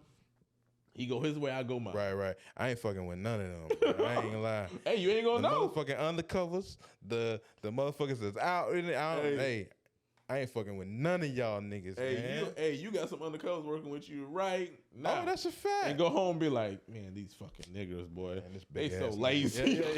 Yeah. No, that's a fact, man. That's a fact. Greasy lips coming to work. You know, they... No, that's a fact, bro. That's a fact, man. Like I say, the only thing I can say, man, is just as a human race, we ain't gonna understand it, man. It's so many different, it's so many things that we make complicated. I definitely get where you're coming from, man, because like if we didn't have these constructs, what would we call them? How would we describe them? What would you be able to look at and be like, okay, like let's take it to what D Wade's daughter, Zayed. I have no forgot idea her name. what her name. Don't want to be disrespectful, but like the way D Wade described it, and she was like, I think I'm this, and that. I think this is what I am. Mm-hmm. What if those constructs never existed for you to say that? Then what would it be? Exactly. So I definitely get it, man. I definitely get it. But what the only thing I can go back to within all this shit, if you're sincere about whatever you feel you are, or whatever you feel inside, the only answer is that as humans, just in my opinion, as humans, we are far more complicated than we will ever understand. Oh yeah, and then most importantly, and that's okay. And this is what I also, and I don't want nobody hurting themselves, and that's why I think I'm so passionate about my stance. Is I don't want people to be able to tell you that you are not something you're not perfect being yourself. Mm-hmm. So you shouldn't have to change. Yeah, I mean, because gender. You have to change shit about. Yeah, because we definitely we can't act like we don't have situations where people change things about themselves. And then regret it later. And those situations are out there, and so, sometimes they are because people are chasing things. And when I mean changing, I just mean like shit. Like you don't have to change your gender to be yourself. Yeah. Like, bro, if you want surgical things added or taken away from you, bro, and you believe you want that shit, bro, go for it. But at the same time, you don't have to change science. Like that's the craziest part to me. Like there's a dude, and I think we all seen it on Guinness World Records. Like these dudes that turned the lizard. Yeah. Bro, that nigga ain't the gecko from damn fucking Geico, dog. Right. He can't try out for that commercial. Think I'm like, nigga, you're a human, bro. Right. He can't just say, hey, dog, look, I look like a lizard, so I should be able to be a lizard. I think that'd be a fire commercial though, bro. It probably would be. Hey, Geico, hit me up, dog. Hey, pay me, dog. I came up with it. Get him in there, dog. But my whole thing is like just because this dude don't got horns on his head, bro. Yeah. I seen that. Like, bro, that doesn't change. He can't say I need to change my species. But the way we're going, is we're so loosey goosey. Well, we be like, oh, sure, go for it. Because my fear is when somebody says, oh, I feel black. Or somebody and somebody say, oh, I feel this. Because my whole thing is I have biracial children. My kids they are who they are. I don't want them saying that they feel more black than they feel white, more Spanish than they like. Bro, you are what you are. Mm-hmm. You don't got to feel anything. You are who you are, literally. Yeah, for sure. So when I don't want my child saying, you know what, I feel white, I'm be like, fuck, what is it? What does it feel like to feel white? Like what the fuck? Right. Or them saying I feel black. Well, how do you feel black? Mm-hmm. You are what you are. Oh, because my parents are black. Like. Okay, that's like if I adopted a child. Imagine me adopting somebody from England, and a blue eye, blonde hair baby, and then he walking around talking about saying he black, and the niggas being like, bro, you ain't black, bro. My parents black. Nigga, I raised in a black household. I'm black. Right.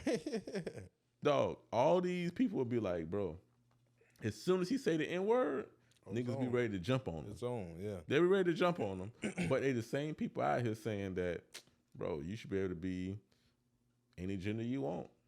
Yeah. And my whole thing is gender is just science, y'all. It's just X, Y, and the XY and XX chromosomes. That's all we keep it to. We don't gotta keep it with it. Okay, we got some people who have messed up genetics, there's hermaphrodites and all that stuff. And there's clinical diagnosis for them too. But I feel like we can't abandon the side, like dog. But those people will tell you they are not their gender. You know what I'm saying? You said what? They'll tell you they're not their gender. That's not what makes them. Who? People that don't feel that they are the gender that they are. Oh yeah. But my thing is by them saying that, like I say, based on what? Feeling, bro. Feelings, dog, bro. Nigga, I feel like I'd be a millionaire. I understand, bro. I feel like a billionaire, nigga. It don't get me no closer to it. Listen, I got you, but hey, bro, that's there. You know what I'm saying? But my whole thing is, what does it feel like? Hey, man, sometimes you can't describe it, bro. You can't. Hey, I'm just playing devil's advocate. Hey, nigga. Hey, listen. If you can't describe it, then how do you know you are it? It's just something there, bro. Hey, something, man. Look, I feel like a billionaire. I wanted to be there too. Look, I wanted to be there. Hopefully, hey, you know what? I'm gonna check my account every day. But listen, rest of my life. You got the billionaire mindset, though. Okay, that's a mindset. Hey, that's not a reality. They got the mindset of whatever they want to be, bro. Yeah, but that don't make it true though. I can have the mindset of a billionaire. Like I said, I look at my accounts every day. It ain't gonna get me any closer to a billionaire. Just having the mindset of a billionaire, just like them. Hey, them having the mindset of a woman ain't gonna get them no closer. I got you, man. I got you. So all I'm saying is like I'm more open than most because I'm not saying that it's wrong or whatnot because I don't know. I'm not your creator. That's something you gotta take up with him. All I'm saying is, bro, you are perfect how you are. If an article of clothing, a person, this is not the egg before the chicken scenario. We know for a fact humans were around before clothes items. Okay, so you liking skirts and dresses? Those are man-made items. Pink hues and colors, those are things that we made. Lipstick, we made that. Makeup, we made it. Like all this shit is man-made. So if you like these items, does not make you a woman. So if you like putting on makeup, yes, women partake into it, but you liking makeup don't make you. Nobody's gonna say, "Oh, you like makeup? Oh, that you got to be a woman." That's like me saying, "Oh, I'll take out trash." So if there's women out there that take out their own trash, that's a man thing. That's a man shit. That's a man thing. You can't be taking out your own trash. You can't be no woman and take out no damn trash. The fuck? Nah, man. Construction worker. What's she doing out there doing damn construction? That's a man. That's a man, dog. Look at her with a hard hat. She got a hard hat on. She's a man. Like, dog, this is not fucking the 20th. I mean, this ain't the damn fucking 16th century where we're saying that women can't do this, men only do this. Like, that shit sounds fucking crazy. Yeah. So for us to be like, oh, because of how you look or what you like or how you feel, like, there's no way to feel like a man. Like, I don't know what it feels like to be a man. I'm just in one. Got you. I don't sleep at night and wake up and be like, whew, man, these muscles make me feel more manly. Like, I don't say, oh, man, like, man, look at these broad shoulders, boy. Make me feel like a man. Like, is there anything? Like, tell me what's on you that make you feel like a man besides the penis. Of course, I'm pretty sure that penis is a good indicator that you're a man. Yeah. But besides that, I guarantee you, there's nothing that's like, yeah, I'm a man. Right. No. Listen, I get what you're saying. Like, logically, you can't really explain that. You know what I'm saying? But like. I can only just go back to it, man. Just as humans and as what we've created on this planet, constructs, all that shit is just complicated, you know. The representation too. I'm down with that too. Like, hey, you want to put the LGBT community? Did I say it right? Yeah. Okay. You want to put them? I know they added some extra Q in the plus. Q plus. Yeah, if they want to be represented, that's cool. Hey, throw them in a movie because they're out here. Like, they're really people out here. So of course, it would be strange not to have them. That's like them having a movie with no black people. Yeah, people like, because that was one of the, you know, because, you know, going to that conversation that me and my brother and his wife had, you know, his thing was like, for me, it's just like, okay, if that's gonna be in the movie, shit, I just want to know if it's in the movie because that ain't regular. Because I'm gonna have my kids, but I'm like, bro, those people exist in the world. No, they gonna see that shit in real life. Hey, it's better to see them on movies before they see it in real life. I was like, because in movies, I was like, hey, they exist in the world, and I did say, bro, like that's, you know what I'm saying? Like I said, it's not nowhere near the fight of the racial injustices or whatever. You know what I'm saying? For sure. But I was like, but it is a social thing or whatever. You know what I'm saying? So we have to understand, like, they want to be represented, so we can't be like, hey, y'all can't be represented because that shit ain't normal. And then it's like, whoa, you know what I'm saying? Like, we here, we're normal people. You know what I'm saying? Imagine if they said they can't have any special needs people in there. They'd be like, oh man, exactly. We don't. Hey, look, we can't put that in the movie though. Because that is genetic. Nah, we can't do that. That ain't normal. We have somebody that's disordered. Oh, what the a cripple? Yeah, the fuck? He got no legs. He born with no legs. Can't put that in a movie. Come on, man. That's weird. That's freaking me out. Listen, like when we say certain things, we have to really think about it. You know what I'm saying? Because like soon I was like, bro, you know, okay, so like that's like saying, you know, black people shouldn't be able to. He's like, bro, that's different, bro. I was like, could you imagine making a movie about Atlanta and ain't no gay people in it? Yeah. Nigga, I blast the face. Hey, that can't be real though. That can't be real though. So it's like, bro, like we really, I know sometimes, like, and that goes back into us being in our own box, in our own experiences, in our own echo chambers. Like, bro, it's a lot of life that's going on out in this world that's normalized for other people. Might not be for us, but it's in the world, you know? And like we have to, we don't have to agree, but we just have to accept that there are people from many walks of life that want to see themselves and that deserve to see themselves. Bro, not having representation is like watching the movie Gods of Egypt. Hey, Chadwick was in that though, man. Yeah. But everybody else was white. Listen, yeah, you're right. He was. Hey, they even gave him. He was fast smart. too. He was smart. Fat. No, he was the. I thought he was the like one that like multiplied or something, right? I only seen clips, you know, so I ain't never seen like. I think he's supposed to be like the god of like something that's like intelligent. Okay, gotcha. So I think he's supposed to be like the smartest one, but still, she ended up dying. So, but anyway, the thing is like, imagine watching a movie based in Egypt. Right. And everybody's white. Yeah. You gonna look at it like, Yeah.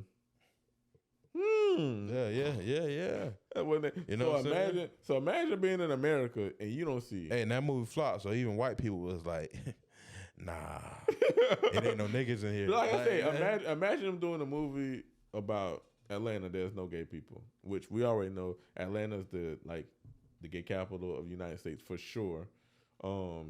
Like, what if we went to Miami? There's no Cubans. Yeah. There's no Haitians. Right. Imagine let's go into Wyoming and it's about the hood in Wyoming. Like even it was like I think it was like a musical that had came out that represented like it Brooklyn? I mean, like not Brooklyn, but the Bronx. Yeah.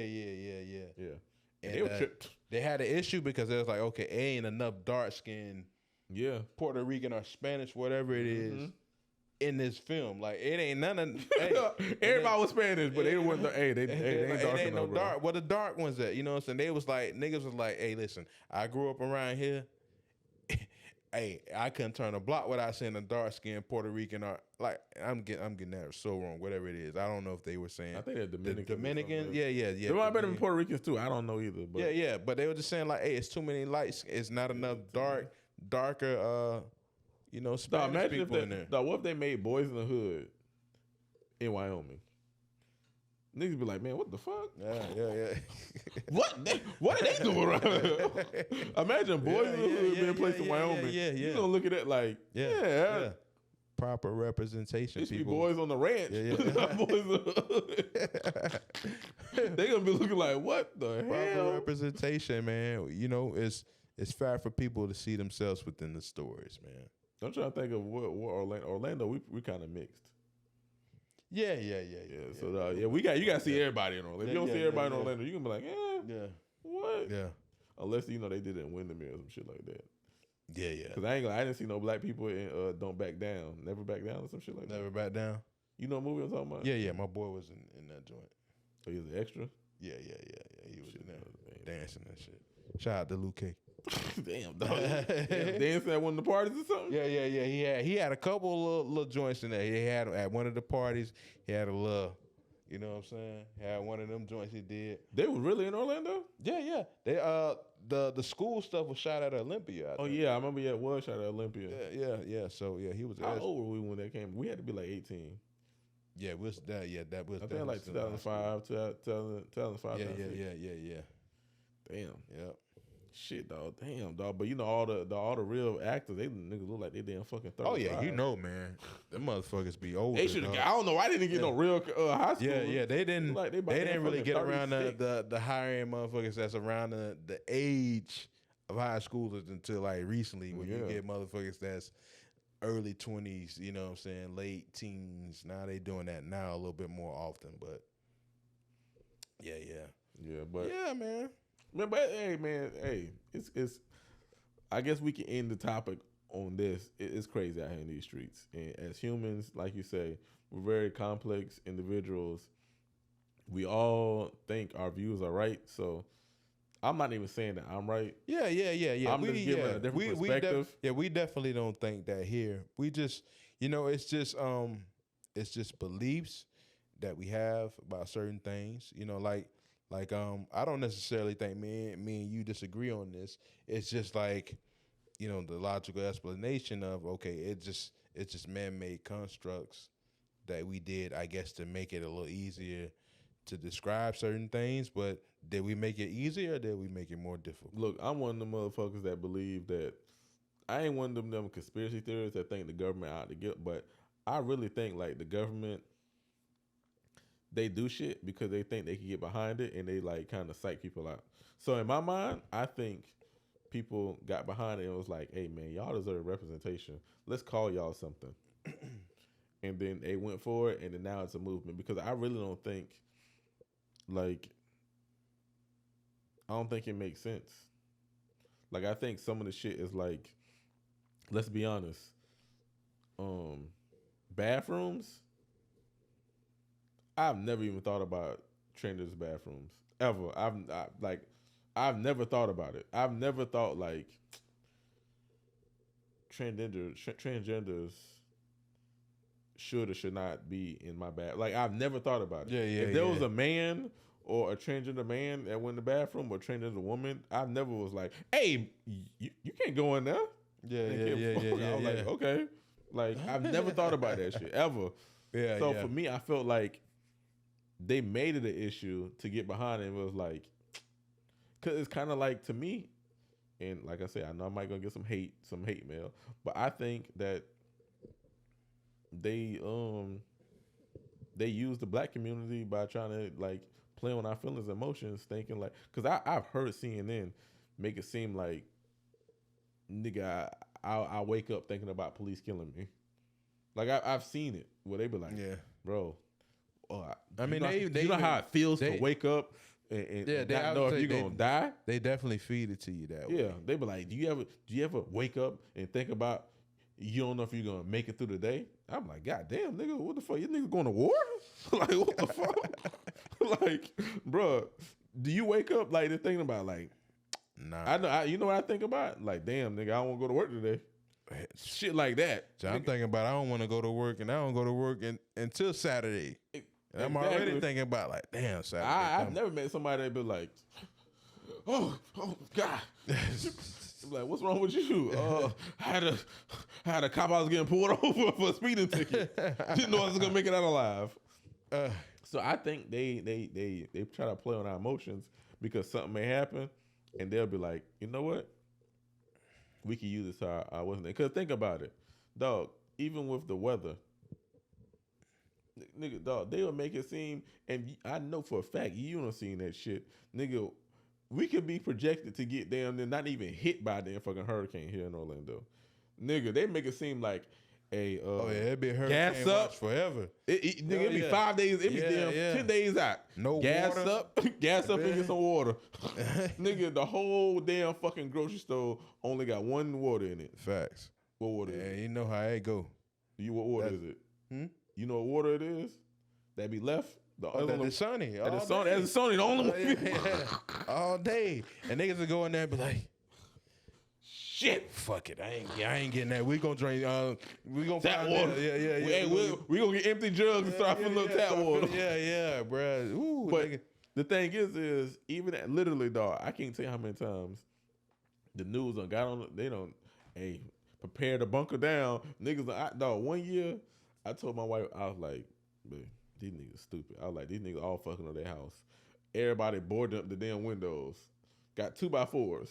Damn fucking boarding up the windows for their house. Yeah. I'm like, babe, we ain't gonna do none of that shit. Literally, the only house, the only house. I swear to God, you can ask my wife this. Yeah. The only house we didn't board up shit. Yeah. I'm like, man, this ain't even gonna hit us. So, yeah. Man, this shit, dog, we got it was sprinkling outside. Like sprinkles. Like literally, nigga, we was outside when they were saying it was gonna hit. That's crazy. Nigga, when I tell you, I was laughing. I'm like, but you know that shit, man. Listen, hey, niggas go through it, bro. Like, I'm telling you, it's the news, bro. The news, they know they make money. Yeah. I swear they got to deal with Publix. I don't know. I swear they got like, hey, look, they got a kickback from Publix. They're like, hey, bro, keep it coming, dog. We got y'all. Got you, bro. Because they get all. Dog, when I tell you, when these hurricanes hit and they say load up, nigga, when they don't got no Vienna sausages out, nigga, you know what's the nigga, when they don't got no corned beef and all the canned meat is fucking off the shelves, damn, you know, like, nigga, what? Y'all done got the beans. Y'all done cleared at the beans. Hey, the canned damn fucking chicken. Like, dog, who eating fucking canned chicken, dog? You got canned chicken and the sausage gone and all like all the spam gone, and you go look at it. And the crazy thing is, bro, I don't know if for people who ain't from Florida, bro, Publix is probably like a premier grocery store. Now, them niggas don't run out of shit, dog. Yeah. Like, literally, there's somebody on damn near every aisle damn fucking stocking up in the middle of fucking day. Nigga, you ain't running out of shit. So, dog, when you go in these fucking grocery store and nothing there, nigga, you know, like, goddamn, nigga done took the ice cream, they took fucking everything out of goddamn store. Hey, you walk in that motherfucker like it's like The Walking Dead. Whatever's left to buy, bitch, that's, hey. Nigga, you in the aisle damn with damn fucking, a 2-liter, a fucking off-brand soda, some damn fucking hot dog buns because they done took all the loaf of bread, and fucking damn fucking corn. Oh yeah, bro. Man. Yeah, they listen when they put the when they put the bat signal out there for a hurricane, they go to panicking. Nigga, dog, one year, dog, I went to Publix, dog. Them niggas wasn't even taking it off the goddamn pallet, dog. They just bringing the pallets on the floor, dog. They know niggas from the grab them shits, bro. Niggas were dog buying, literally, dog. Niggas were buying fucking and this is, dog, this is how I know. This is how I knew. I was like, these niggas is set up, dog. Cause they had them fucking smart water. They had smart water. Now, mind you, smart water is not sold in no fucking case, dog. Smart water is sold by like the fucking bottle. Everybody know that shit. Dog, they're living the things in a box. The niggas were taking boxes of smart water, dog. I'm thinking to myself, bro, dog, one thing of smart water costs like $3.50. Yeah. These niggas, dog, for a fucking 6-pack of fucking damn water, it up, these niggas spending damn fucking $30. I'm thinking, ooh, Lord, niggas are fucking idiots, dog. That's crazy, dog. I say, nigga, hey, look, I hold it off. I said, we got a refrigerator. That's another thing, too. Like, niggas don't got refrigerators with water. Right. What the fuck? What's going on these days? What kind of refrigerators they got, dog? They got refrigerators from 1999? That's why, listen. A lot of shit is just trendy. Even when it comes to shit like that. Oh, go get your water. It becomes trendy to go get your water. Or get your canned foods or whatever you need. It shit just become trendy and everybody just do it, bro. Do you think? Because to me, I feel like niggas like the thought of certain things, so they do it. Because me and my wife were having a discussion, and I was telling her, because we were talking about relationships, and then she brought up, she was like, what's wrong with the modern day man? And she was like, we trash. And I was like, the modern day man is trash? Yeah, because she was saying like our whole mindsets. Because then, of course, she was bringing up the red pill, blue pill shit where they fucking red pilling men talking about how these girls out here, they expect this and they getting this. And I was telling her, I think to say that the modern day man is trash is a cop out. I think it's just like the modern day person. The mindset is all screwed up where they value items over. Yeah. Because like if you want to say the modern day man is trash, then like the going back to Fresh and Fit, their argument would be like, well, women want this and that and this, so this is what you have to do to get that and this from a woman in order to even the playing field. That would be their argument. Oh yeah, you know what I'm saying? Like, so I like what you said. It's a cop out. It would be a cop out from either side to say that women are trash or man is trash. People in general, we just like the mindset is just not where it should be overall. You know, because I think like and then for me, I always hate to say that, like, let's not do the generalization of everybody. You know what I'm saying? Like there's a lot of trash people, but there's a lot of good people too. But basically, I guess she was basing it on the numbers. She was basing it on like divorce rates and the amount of single people. Like all those numbers are down. We putting that just on men though? Oh no, that's why I told her that. I was like, well, by your theory, I say, because she was talking about divorce. She said that's why people are divorced. Nigga, people aren't getting married at the same rate anymore. And I was telling her, well, where's the ownership for the women? Because at the same time, and mind you, I'm on both sides. Like I think it was an overall thing. Like I said, my argument was nah, it's fucking everybody. Yeah. But my whole thing was, okay, well, the women. Yeah, the thing about it, y'all valuing something different. Mm-hmm. Like, and me and you don't talked about this before. Niggas will look at Future and be like, oh, I need a nigga like that. Yeah. But niggas will look at them fucking. Let me think of somebody they think is corny. Like a dude? Yeah, somebody they think is corny. Russell Wilson. Yeah. I don't think he's corny. No. Yeah, I think he just who he is. You know what I'm saying? But yeah, but niggas look at Russell Wilson and be like, nigga, I want no nigga like that. They be like, they'll call him a simp. Yeah. But you be like, why? Because he love his wife. Exactly. He loves or what? Yeah. But my whole thing is the whole argument that a nigga would be what I seen with memes. Yeah, Sierra wouldn't have been with Russ if he ain't have bread. We don't know that. We don't know that. And my whole thing is, and I think even Sierra, because people always ask for the Sierra prayer. And I think Sierra had to see what she didn't want before she decided what she did want. Mm-hmm. So I think that she had to learn too. I don't think she came out the gate because she could have had a Russell Wilson. Yeah. But she went with a Future. Now, I'm not even saying I can't judge how. I don't know Future. I know Future. I see him in the spotlight. Yeah. I don't know what he really doing. He might be saying fuck these bitches on songs, but he's a lover. Because me personally, I think a nigga be crying. I think that nigga. I'm for real. I'm for real. I think like people like him. I think people like Bow Wow. I think they like the thought of being with different women, but I think. I don't care who you are, bro. You always need somebody. You have to have somebody to come talk to. You have to have that person to keep you grounded. I don't care who it could be, your mama, it could be anybody, but you need that person. But the thing is bro, when your mama get grown and she get her man, nigga, your mama ain't gonna be there to listen to your sob story. Be like, oh yeah, baby, you gonna find you one. It's okay. Or you kick it with your mom, y'all have fun. Yeah, that's cool. But at the same time, you don't have access to your mom like you would have a significant other. Mm-hmm. So I don't care what anybody say. Bro, being a player forever, that shit sounds cool. But the thing is if you have it in your I think you could be that way if you know the companion you with or that woman, you know what they're for. Mm-hmm. You know what they're for. Yeah. And I think a lot of it is, I don't know their situation. I think some of it can be, a lot of it can be that way.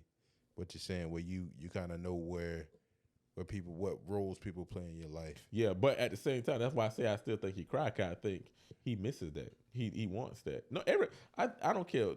One thing I would say, and it's not universal, but for what I think most men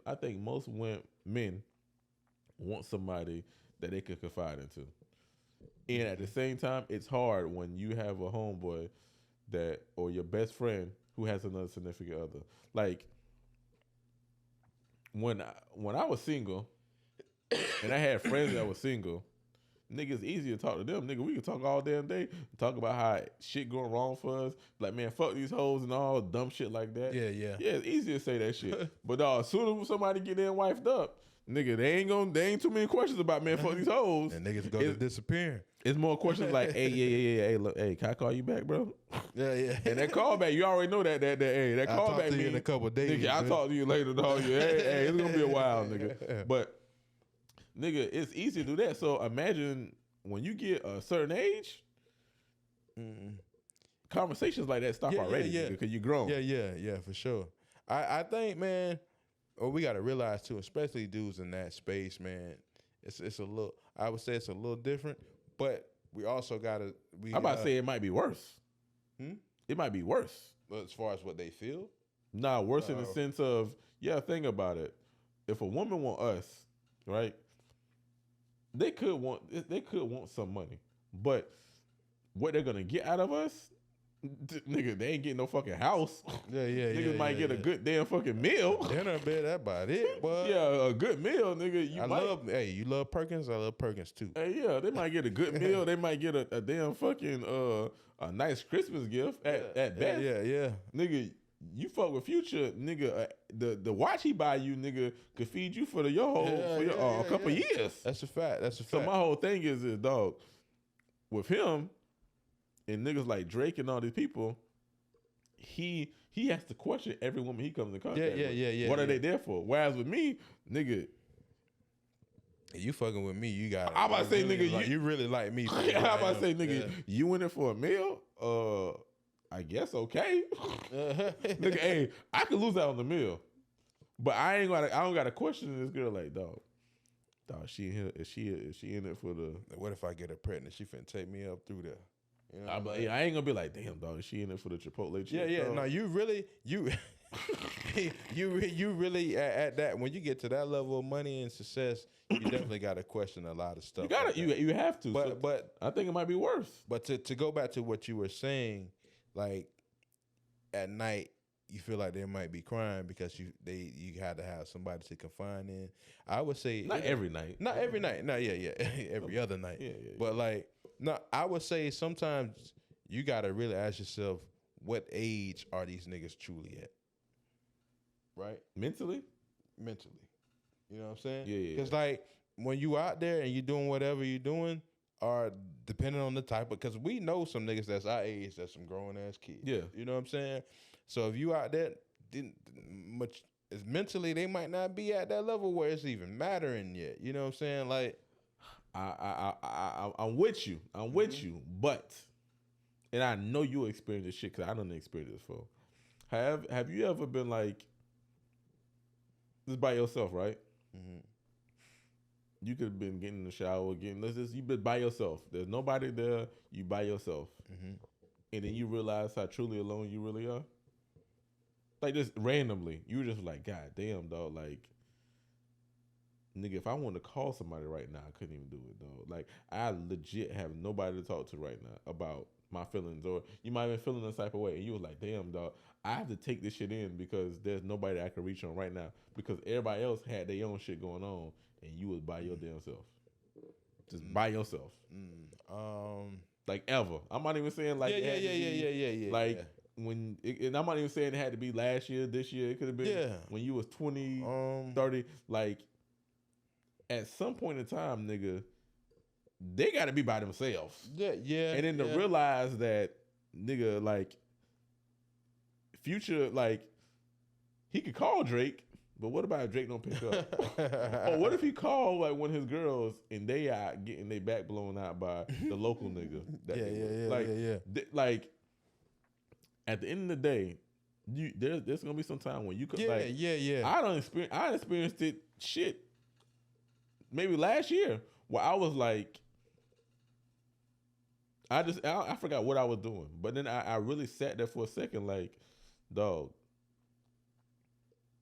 I really don't got nobody to call right now at this second that can help me with how I'm feeling right now. Right. Because they're busy with their own lives. Because the thing is what people don't realize, and you get this as you get older. So I doubt they could probably feel like they're young, but as you get older, niggas, like, for instance, I tell my wife this all the time because her and her best friend can sit on the phone and talk all day. I think that's weird as fuck. Yeah. Because me and you might get on the phone and talk for an hour or two if we talking about a sports game. Yeah. But nigga, all fucking day, what the fuck do we got? No, like that shouldn't even be allowed. You shouldn't be able to talk to another grown motherfucker for longer than a couple hours a fucking day. All day? Like, nigga, what the fuck do y'all got going on? What can y'all talk about for all day? When y'all you got to make dinner, you got to do laundry and shit, and this other person she got a dog. Right. Like, what the fuck you saying? How the dog doing? Oh, no, you good. So my whole thing is, I know for a fact that in their ages, because I think it started hitting you when you started getting out of your 20s. But that's what I'm saying is niggas might just be on that little boy shit. You know what I'm saying? You gotta still be by yourself, even if he's by his boy, even if you what's name, dog. I know you done did this. Have you ever sat there and you just went through, start calling people, and then nobody picked up, or they were busy, and let me call you right back, and you like, God damn, I want to talk to somebody, but there ain't nobody there to talk to. Nah. Well, you probably don't like talking to motherfuckers or something. Yeah, I don't really. Yeah. You probably was like, and you done been with your girl for a longer shit. You can just call her. Yeah. But like when you was with your lady at that time when you was feeling how you felt. Yeah, but she was at home. She was here with the kids. I was out of town. So I'm shit. I don't got nobody. But you could have called her. She was dealing with the kids. Then, like I say, I'm not one of to me, and it might not be weird. Maybe I just feel this way. Like, and I don't do it too. That's another reason why. But you don't call people. I call people, but I don't like to interrupt people during their life. Gotcha. And how I say it is like, nigga, if you out to dinner with your family, nigga, I ain't about to call you and expect you to have a phone conversation. Yeah. Same thing if you doing something like if you took your kids to the park, nigga, I ain't gonna stay on the phone with you and then you be on the phone while your kids playing. No, in my mind, I'm gonna think like, okay, you gonna want to go play with your kids at the park. Mm-hmm. So I'm the type of person, dog, if I know you got some shit going on, I'm not gonna call you. Right. Cause you're dealing with life. Gotcha. Cause I'm not gonna lie to you. I'm one of those people when I disconnect. Mm-hmm. I don't need I leave my phone fucking everywhere because I don't let it consume me. There's other motherfuckers that they let it consume, but for me, nigga, I live. And then if somebody call me and I'm nearby, I'll pick the shit up. But I'm not a person who live on my phone. Mm-hmm. I live in reality. Gotcha. So with that being said, I'm not going to overextend myself when I know you live in life too. Yeah. I assume that even though people aren't like me, I assume that shit you doing the same thing. Yeah. You having dinner with your family. Right. You fucking chilling. Yeah. There's sometimes I look at niggas call me and I just look at it. I'm for real, I just look at it. I feel you. And I'm like, I'll call them back. I think for me in that situation, and like I'm not saying I've never been there. I just can't recall, recently or whatever. But I do have more so like, especially when it comes to stuff like that, it's almost like, oh, I'll figure it out type of mentality, or just being, I guess somewhat introverted, like an introvert, but I have like extrovert like tendencies as well. You know what I'm saying? So like, I guess that's some of it too. I think we both can relate to that. I think we both got extrovert characteristics, but we live a very introverted life. Yeah. So I think it's some of that too. But yeah. So I guess it's a lot of that too. But I'm sure I've been there. I think everybody's been there at least once. You know. And I'm just saying, and I think theirs is probably heightened based on nigga, you're moving around. You have your friends, and and it has to be that way because just of where they are in life. Because you have your friends, you have this, but you got this going on, you got that going on, you got everybody in your life damn near personally depending on you. You know what I'm saying? So you got to get to that moment. And when you're at that level, other than your peers, you have nobody personally that you can relate to. They'll relate to you, who you know that's taking care of your family, and then you going out and you buying certain things that they can't even afford. Yeah. Like, you got survivor's remorse, and on top of that, you still taking care of motherfuckers like you they damn daddy. Like, I know, and maybe I'm wrong. Future, write a comment if I'm wrong, bro. But me personally, though, I think you cry sometime, bro, and ain't nothing wrong with that. He may do, man. I think Bow Wow cries sometimes. Like Future might cry over some shit. Like, damn, man, I thought that bill was gonna come through tonight, man. Fuck. Yeah, and I think like on to the next one. And I think a lot of times, and as back to what we were saying about humans, I think we have this thing where we like the thought of things without loving the actual things. So I think a lot of people love the thought of being a player, but nobody loves being a player because it's kind of like, for instance, women, they love the thought of being with a drug dealer, but nigga, are they equipped to be with a drug dealer? Right. How many women you know they're saying, boy, hey, he gonna buy me this Gucci bag, and I'm ready to die tonight. Yeah. That can come with it. Yeah, you know what I'm saying. But a lot of women don't look at it like that. Yeah, I've never heard her say, girl, yeah, he gonna give me these Louis shit, and if we gotta die, we gotta die. Yeah, like that. Some of that shit be like some of the funniest shit where I come across some of these platforms where they have those conversations, and they have those women that be like, shit, man, I can't fuck with the nigga that got that 9 to 5, man. I need that nigga that's out there getting it out the mud. Yeah, get out the mud. And then the nigga will be like, well, what about an entrepreneur that's doing this and doing, but it ain't the same, man. I need a nigga that's. I need that money though. That nigga got lifestyle. He got to be a scammer or something on the side. It'd be like, you don't really mean that. That just sound good. They be like, but nah, I do. I be like, bro, nigga, like, especially when the nigga gave you the ultimatum of being with a successful entrepreneur. That's bro, remember that girl who went viral and then she was like, hey, the dude was like, you could be with a doctor. Yeah. She said, I think that's where I'm getting some of that. Okay, yeah, because she was like, nah, I can't be with no damn doctor. I'm thinking to myself, that's crazy. And maybe because I work in the medical field, so I know, I'm like, yeah, maybe she don't really know how it is. I'm like, nigga, I know a doctor right now, a surgeon clearing $2 million a year. Read it up, nigga. What the fuck are you talking about? You can't be with no damn doctor. She might be like oblivious to, you know what I'm saying? And that's even sadder. Yeah, that she think like, nigga, you think doctors? What you think they making like that $40,000 a year? She's saying it like they're, you know, like they work at Mickey D's. Not like they a manager at Mickey D's. Right. Nigga, doctor. Yeah, bro. Nah. Yeah. And then I think did we have the discussion? Wow, we talked about. I think we did because I asked you, bro, how much you think the average drug dealer make? If you had to guess. Yeah. And if I had to guess, I would say the average drug dealer in America makes around, I'll say $30K. I would say. Yeah. 20.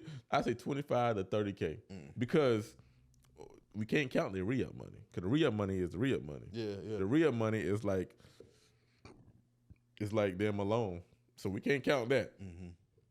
Nobody said, "Hey, I can't say, damn, the loan I'm using to buy some product with is my income." Exactly. So I would say about 30. 35. And the thing is, I think of their lifestyle because they ain't paying no taxes. And, they don't got no health insurance and shit like that.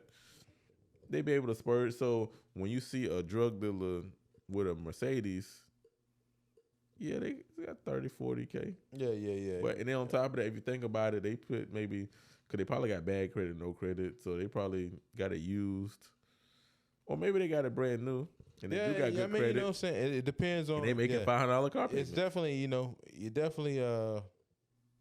depends on the drug dealer as far as when it comes to having the credit and all that, because a lot of them ain't gonna have that going on like that. So I don't get why they don't get. Why is it not? And that's one thing I was thinking about doing. And I feel like I can't even do it because, like I say, I have these beliefs.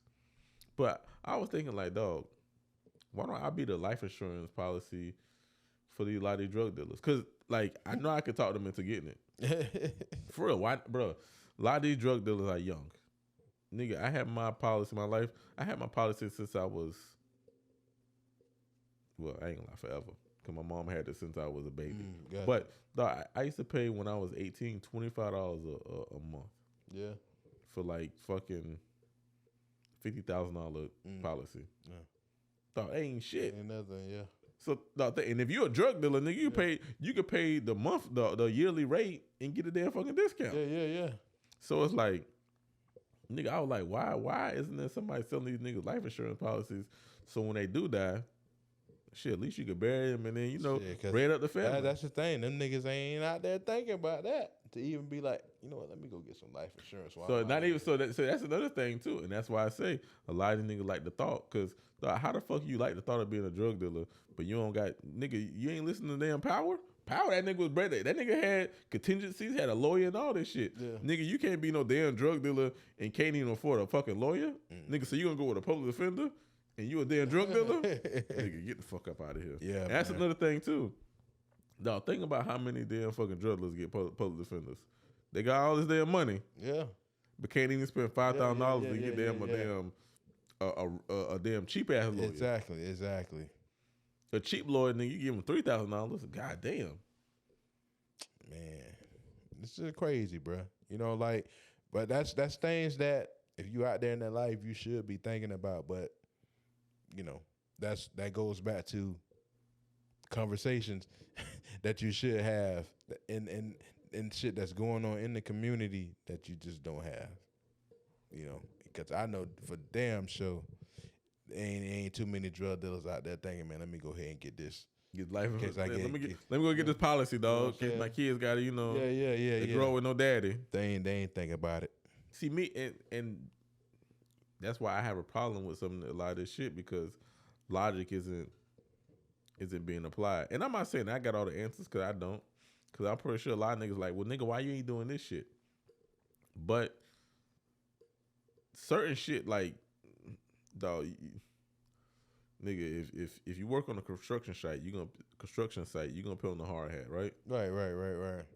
Nigga, if you working in a hospital, nigga, you gonna put on the face mask, nigga. You don't want no damn COVID. Yeah. Like certain things you gotta do to protect yourself. When you out there, man, you just thinking about fast money, I would assume. You ain't, man. Listen. You only seeing what's in front of you at the time, in a way. You know what I'm saying? Them niggas ain't thinking about. Can you ever think about? They should, but do you think they think about how ruthless you have to be a drug dealer?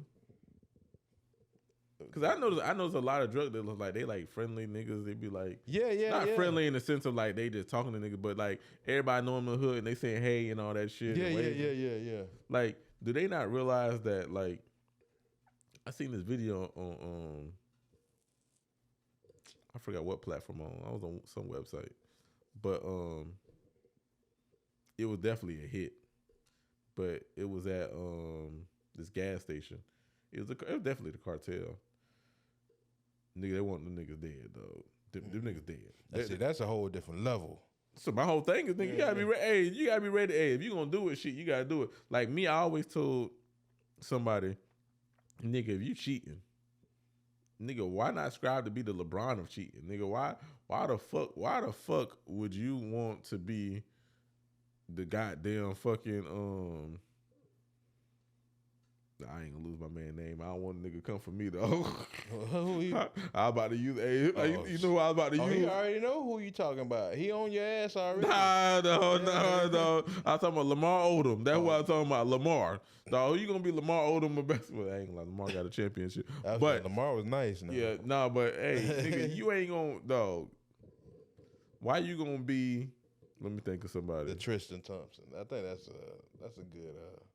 Yeah. The worst cheater out there, nigga, bro. and he ain't all that in basketball. So why you gonna be the Tristan Thompson of fucking of cheating when you could be a LeBron, nigga? So my whole thing is, if you gonna do something, do it to the best of your ability. Like, who goes in some shit saying, let's see if I can halfway do this shit to see how it works out for me. But see, that's why you got levels. That's why you got the niggas that's the street level niggas that's making $30K, and you got the motherfucker that's the goddamn cartel. So the cartel, they definitely like they the bronze. I'm pretty sure they got the LeBron. I'm pretty sure if they up out of there, Superman, the Spider-Man. Yeah, you know, like when you know, like shit. I'm pretty sure they got they life shit all and all. The top niggas, I'm pretty sure they got that all taken care of. Dog, I seen this video from, I don't know who showed me this shit. Did you see that video from Puerto Rico? No. Nigga made me think, dog, I ain't never going on vacation, dog. And this shit was in the hood, dog. Well, I tell you, dog, they executed like these 4 dudes. Damn. Like they was like at like a store. Them niggas came back, and then there was this one dude, he ended up dying. He had trying to have a shootout with, instead of running, this nigga trying to have a shootout. Man, they came, and when I tell you, I guess, bro, there ain't even no need for me to run, bitch. They shot him, and then they came back around. They shot him, came back around, and then basically went to every single body and hit him up with it was like a Tech 9 or something. I'm thinking to myself, what the hell did they fucking do to deserve this shit? But that's how ruthless them niggas is. Shit is bro. different. So that shit right there, if I ain't gonna lie, if I was a counselor, I ain't gonna lie, and I probably can't be a counselor because of the shit that I would do. But I'm definitely showing this video saying, hey, look, nigga, if you ain't prepared for this shit, nigga, it's not for you. It ain't for you. Nigga, hey, look, if you ain't ready to go out like this, nigga, don't, hey. Hey, but listen, that be the videos that definitely sway niggas, though. It'd be like, you know what, I was thinking about getting some packs. But I'm good on that, man. Let me take my ass to Burger King. Exactly. Hey, look, because dog, the thing is what people don't realize, when you in a game like fuck drug dealing, nigga. When you're an entrepreneur, and I tell people this all the time, bro. If you're an entrepreneur and you got a product or a service, and you a family member, nigga, give me the price. Don't give me the family price. Don't give what's name. Because, nigga, how am I going to make you make money, nigga? Yeah, for sure. Because I ain't going to lie to you, nigga. I ain't giving you no discount. There ain't no, the price is the price. Yeah. And you know how Fat Joe say, nigga, yesterday's price might not be today's price. So, nigga, you better get it while you can. So, I'm not one of the ones to get niggas no damn discounts. So, my whole thing is, bro, when you are an entrepreneur, you cannot take a loss. Nigga, if you a drug dealer, nigga, you definitely can't take a loss. All right. Nigga, you take a loss, nigga, you might be taking a damn loss. Yeah. Nigga, especially if somebody in front of you some shit, like, you can't take no loss in a game like that. So you have to be ruthless. So somebody short you, somebody steal from you, nigga, you have to be cutthroat. So if you're not cut from a certain cloth, and that cloth is dingy, dirty, and disgusting, nigga, don't do that shit. Yeah. Because a lot of people are throwing their lives away. And when you do the math, nigga, you make it damn fucking minimum wage. That's not a rumor that somebody started. Like, nigga, if you account for all the hours you work, all the damn fucking the chances you taking, nigga, you probably making about damn fucking $12 an hour. Yeah. Then you go to the outlets and get paid at least $15. It's a fact. Like, nigga, shit, oh, you work for me. Nigga, I got you. You can work remotely and make over 20. Nigga, I got you, dog. Sound like a plan, bitch. But my whole thing is like, dog, don't lose your life over it. Yeah. Because the thing is what they're not going to tell you, you're going to get a whole bunch of people like Tekashi 6ix9ine who think like, hey, yeah, I can do what I want, say what I want. I'm an entertainer and shit. It's not like I'm really in these streets. Hang around people who do that. And there's people who actually in these streets and they have that mindset that they can't take no loss. And they can't take their loss for different reasons. Not only because it's their money, but they got to take care of their baby. They got to take care of their mama. They got so many issues. And then on top of that, they can't let you slide because they let you slide. Then this nigga over here think that, oh, he can slide when. So then they got to make an example out of you. So now we got niggas who, you know what? Sure, I'll just kill them and deal with the consequences. We got niggas who really think like that. Oh, yeah. Yeah, man. Like, I would like, dog, people, like right now, if I had to say I'm scared of anybody, and I'm not scared of anybody, but if I had to like say, hey, the top rappers, the fifth, niggas be talking about all these other rappers about, oh man, NBA young boy and shit like that. Nah, nigga, I'm scared of niggas like Kodak Black. That's what I'm scared of. Cause Kodak Black, nigga, I don't know what the fuck that nigga thinking, dog. That nigga might be thinking like, that nigga, cause that nigga, he talk like, he say, he missed the hood. He say, he missed, this nigga said, he said he hate, I think he said he miss fucking, jumping in nigga houses. I'm thinking to myself, like, what the fuck? This nigga said he miss hitting licks. I'm like, nigga, you worth millions of dollars. I ain't gonna lie. Cause Kodak is a pretty smart nigga. For what he is, for niggas be playing dumb and shit. Nigga, I be scared of that nigga though. Nigga, I ain't saying niggas ain't about that action and stuff, but hey, boy, you living an alright life right now. They be talking about you missed the hood. Boy. Oh yeah, nah. But the thing is, but how long has he been free? He go to jail like every other fucking year. That's true. That nigga's been locked up longer than he's been free since he's been in the industry. That's a problem.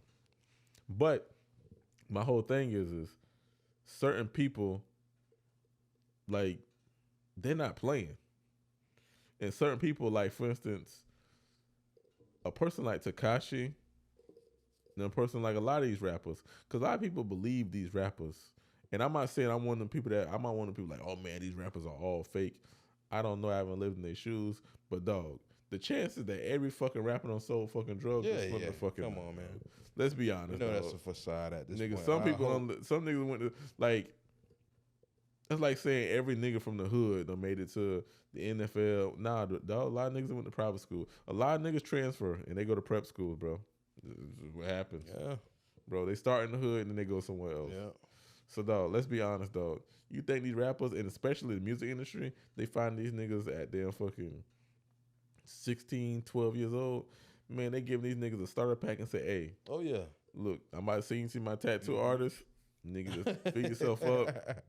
Nigga will come up with a story and say, you from the hood. Oh, get some golds. Oh, you want some golds? I got $10,000 for you. We'll put it all in your mouth. Give these niggas $15,000. Them niggas showing off. And shit, I think we got like two of them right now. I know, what's the nigga from Orlando? Hot Boy. I think he's arrested. But the other one that was signed for Cash Money, I'm pretty sure I know his name if you said it. Damn, I forgot it. Glock 9. Okay. That nigga, I think he going to jail for 5 years for possession of a gun or discharging a gun, one of them. But I think he might be going to federal prison too. Yeah. But my whole thing is like, bro, that nigga had every opportunity. That nigga had everything going for himself. That nigga hanging out in the hood. Yeah. Who, like, I ain't gonna lie, nigga. I drive past Mercy Terrace and I be thinking to myself, whew. Let me get from around here, dog. Dog, I can't imagine having some type of fame or success and saying like, Man, I wonder what they're doing over there in the projects. Yeah. Could you imagine, though? But see, that's the thing that goes, especially with, when you're an artist today coming up in this shit, niggas is just signing you for your buzz and not even really taking you out of the shit and saying, hey, as an artist, this is what's going on. This is what's going on. And not really, well, as they say, as you hear like a lot of older artists say, it's really no artist development. So you really getting niggas from the hood and you just giving them money, but they still the same nigga from the hood. Oh yeah, no, for sure. Instead of developing them and letting them understand to a certain degree, because even back in the day you had niggas that still got in trouble and did crazy shit, but it's like when you got a few thousands or a few tens of thousands or whatever, and they ain't really took you out of there and helped you develop, you ain't removed enough to really get out of that mentality. So let me ask you this: so you get a deal, right? Mm-hmm. You bubbling, like niggas know you in the city, but you ain't like hit the main stage. You like I know as soon as I say this person, you might have some pushback, but you like a 7th Streeter. Okay.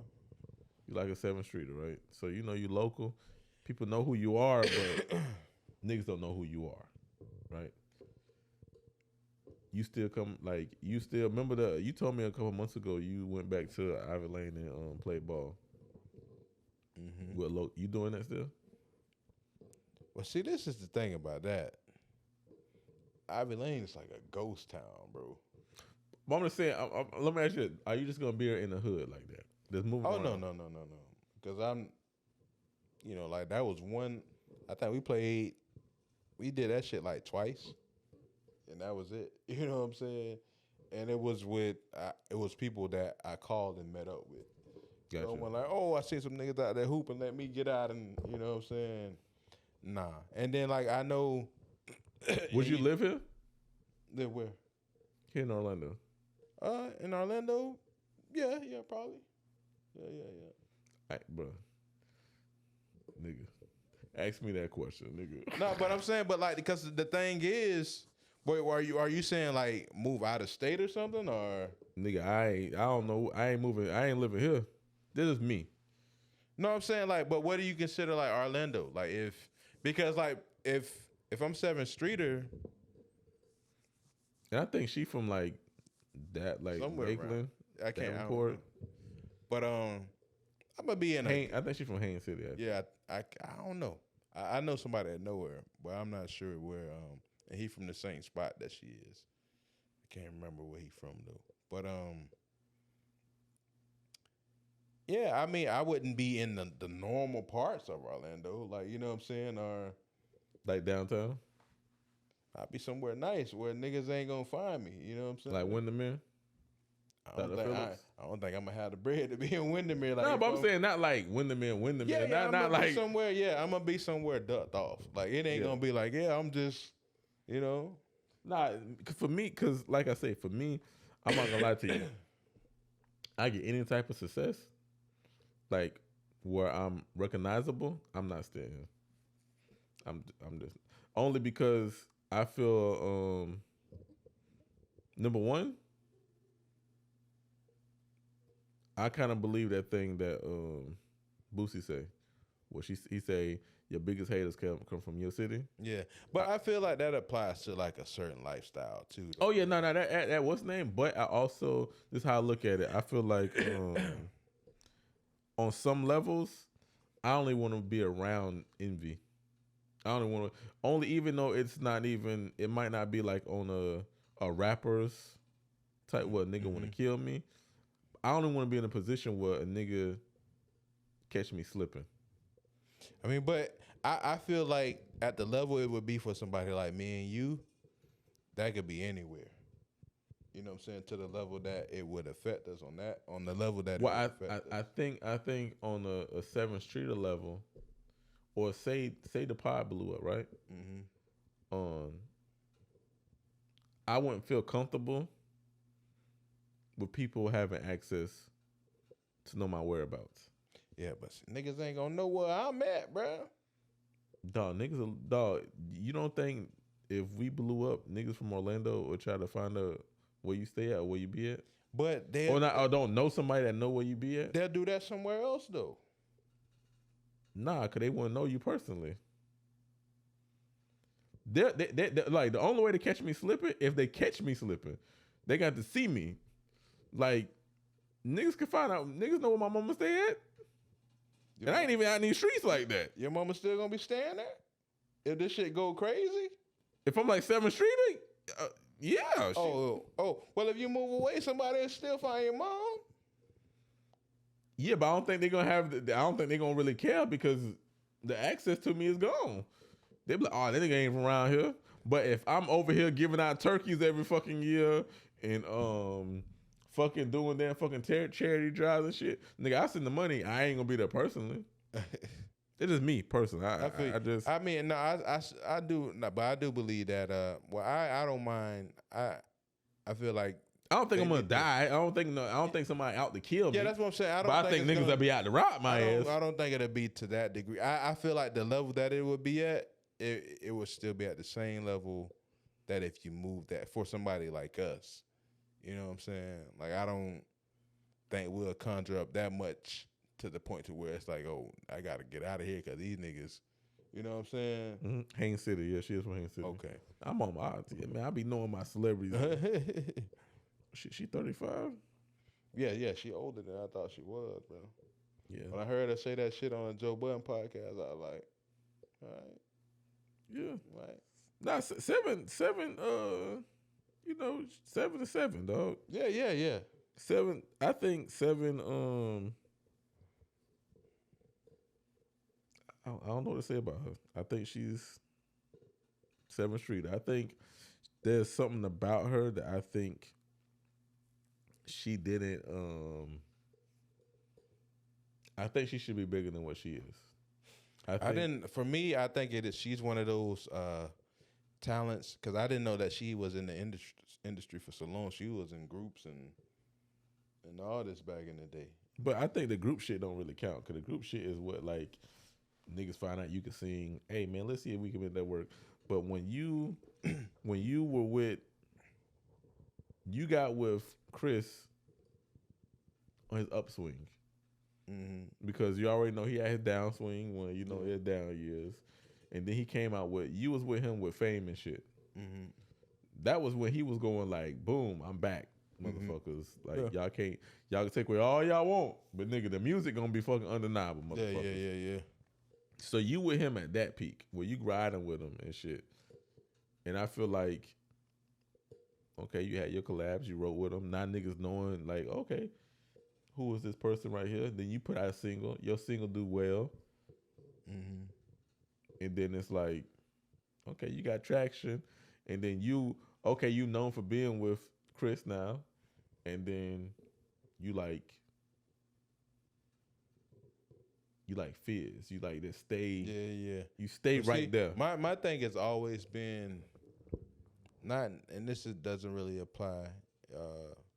And we can get out of here pretty soon. But like, it don't apply to everything. But I feel like it's very hard for some artists when you sign to another artist. Oh, for sure. You know, it seems like that's always the toughest thing to do, especially when their main thing is themselves as an artist. You know what I'm saying? Like, it's different when you're transitioning out of it and you signing people, but when you still like focused on being like the biggest thing in the world yourself, that's tough. And I always seen that it don't really go too well for a lot of people.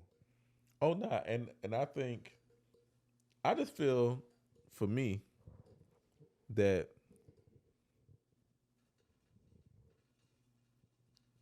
it's different when you're writing for that damn fucking person too. Mm. So you know your pen is good because your pen, you giving him hits. Yeah. So yeah, you know he could determine like, oh nah, nigga, I need that shit. But at the same time, I feel like it's different for you when your pen is just as good as his.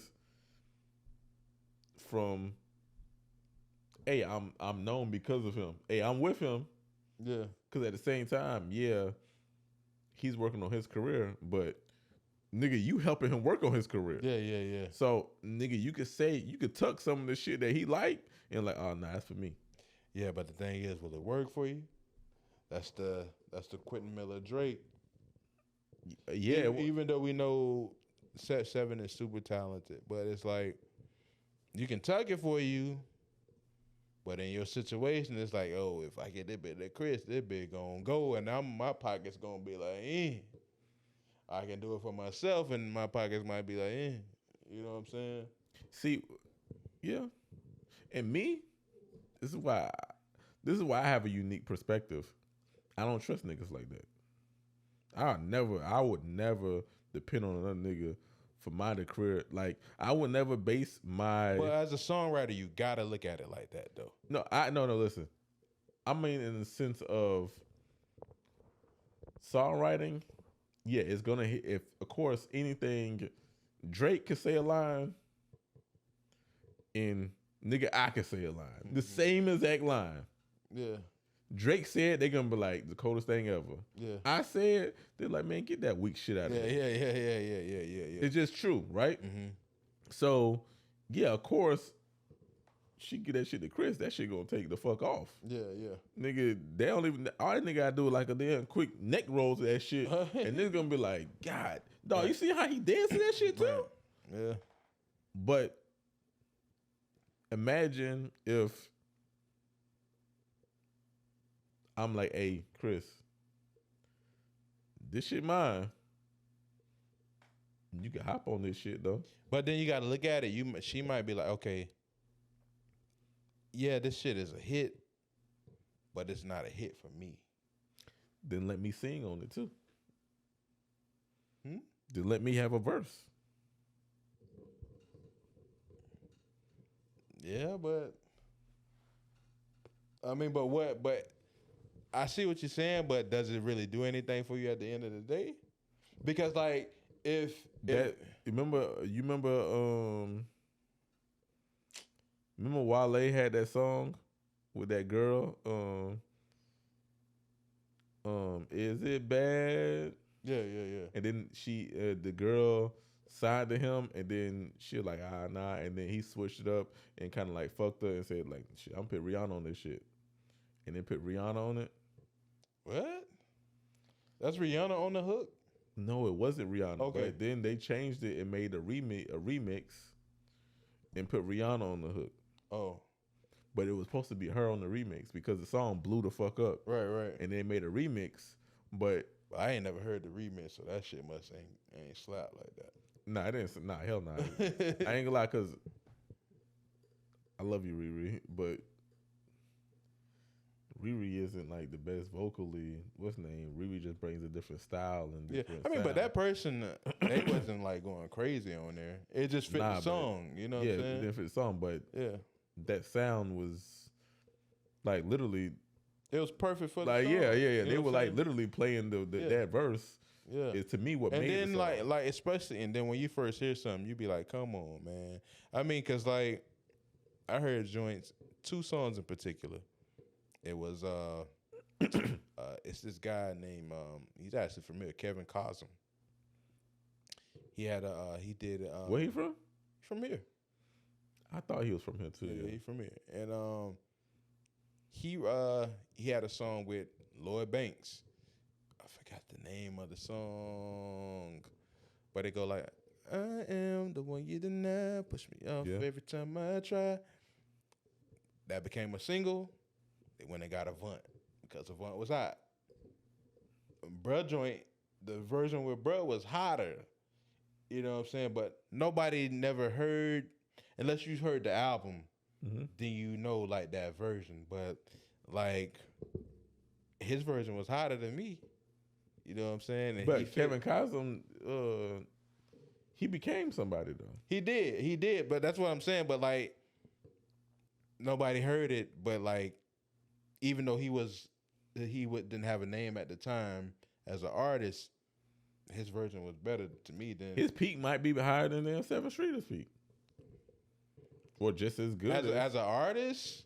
7 is bigger, I would say. I would say just his impact to the industry. Oh, his impact, is just as big as hers. Yeah. To me, I look at it, and I'm not even saying it because he's a local nigga. I'm saying it because he made it on the national stage. As far as his pen, yeah.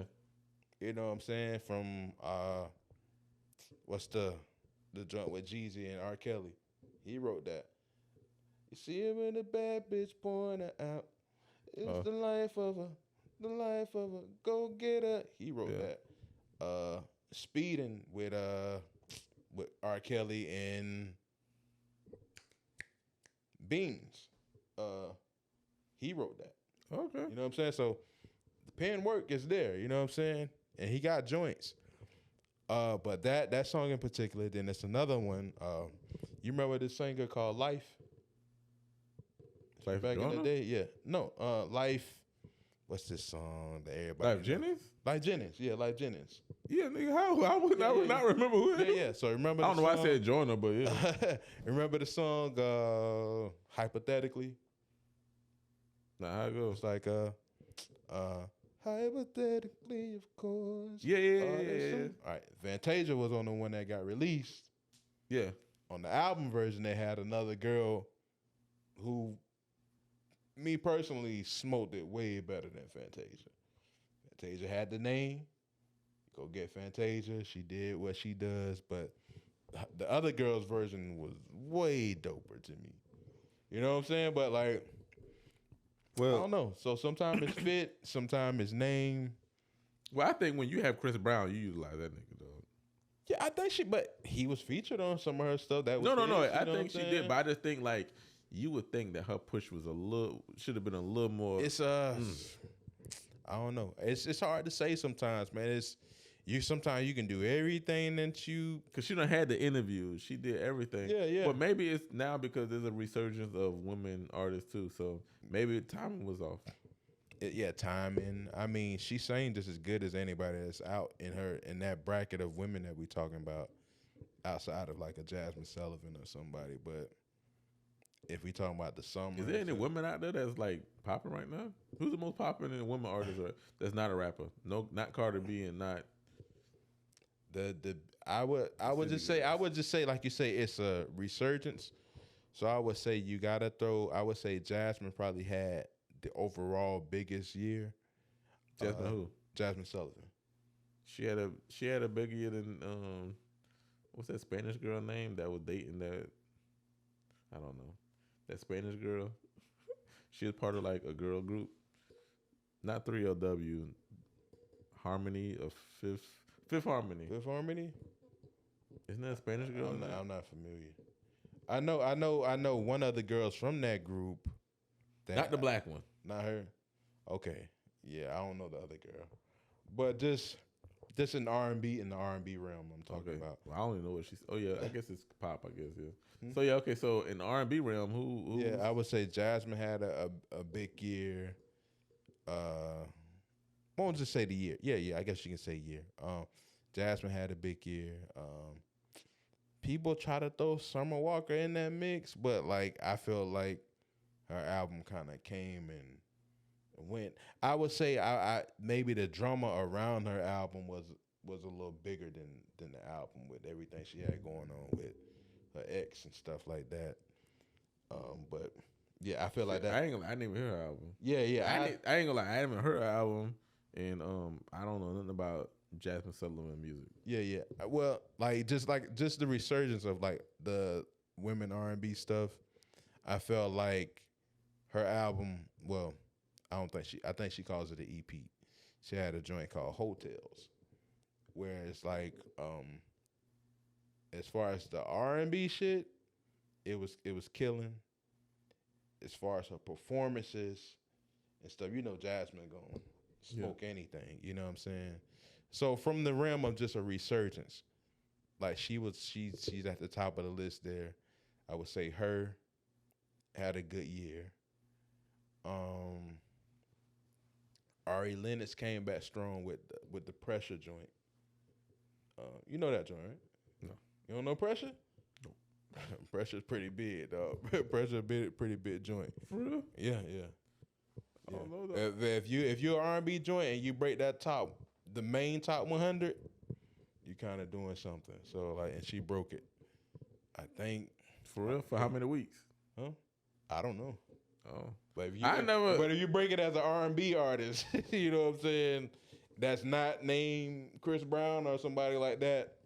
That's pretty big. Does Chris Brown still make? Would you say he makes R&B? Yeah. Of course, like he got that pop realm as well. But like if you go, and then when we're talking about true R&B, ain't too many people that's just making that like that. You know what I'm saying? What I would consider that to be. But yeah, Ari had a good year. It was a good year for women. And then you got all right. I know. I'm not gonna lie. I'm not too familiar with her music. I just know that it's so crazy, and this sucks. It really sucks. But I know more about people's antics than their music. Mm-hmm. So I remember, like, for instance, I can't name one Ari Lennox songs, but I know she had a problem with being treated some type of way. Oh yeah, recently I think she had some kind of interview with a dude asked her about like her sex life or something like that. Yeah, her sex life. Kind of felt and she felt some type of way, and then he was like, it's something that was in a song that she wrote, and she said she never said that, and then she was like, it for her son? Nah, and then he was like, nah, he named the song, and then she was like, oh, well, I guess I did say it. But then she was like, I'm not doing no more interviews. Yeah. But like I say, I don't know her music, but I do know her saying shit like that, and I think she also said something about why does people not like her? I don't know. She made it seem like she wasn't getting no play because of how she looked. That's what I got from what I heard a clip of her saying something. Yeah, but I would say she did early, like when she, cause she had a pretty successful. Her first album had a pretty solid showing. She signed to J. Cole's label. Oh, for real? Yeah. And she's probably like the biggest artist he got over there. But like, I think it was more so like a self-esteem situation, I think, with her. Oh no, that's why I think it is with a lot of people though. And like, because a lot of people were saying, listen, me personally, I think she's sexy. You know what I'm saying? But like, a lot of people was bringing into the she looks this way. It was a colorism thing, and to me personally, I think she's average, but I don't think she ugly. Yeah. So it was a situation like they were saying some foul shit about her. You know what I'm saying? But and it was like it was a self-esteem thing, and like she took time away. I think she done got her body right and stuff. She lost a lot of weight and stuff like that. You know what I'm saying? So, but she ain't SZA, but because SZA over there, yeah. But SZA don't got no colorism. I ain't gonna lie.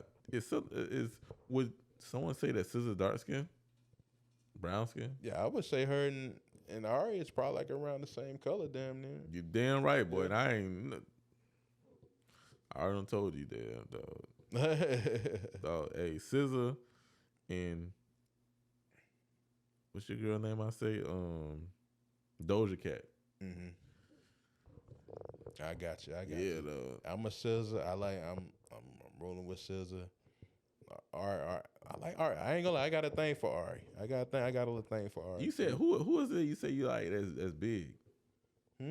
You tell me like not Jasmine Sullivan. I got a thing for Jill Scott. Yeah, Jill Scott. Yeah. I got a thing for Jill Scott. Hey dog, did you ever check out Rod Wave? Nah, I didn't. I gotta get into him. You haven't heard? Have you heard one song from Rod Wave? I've heard it like here and there. I can't really say I've got.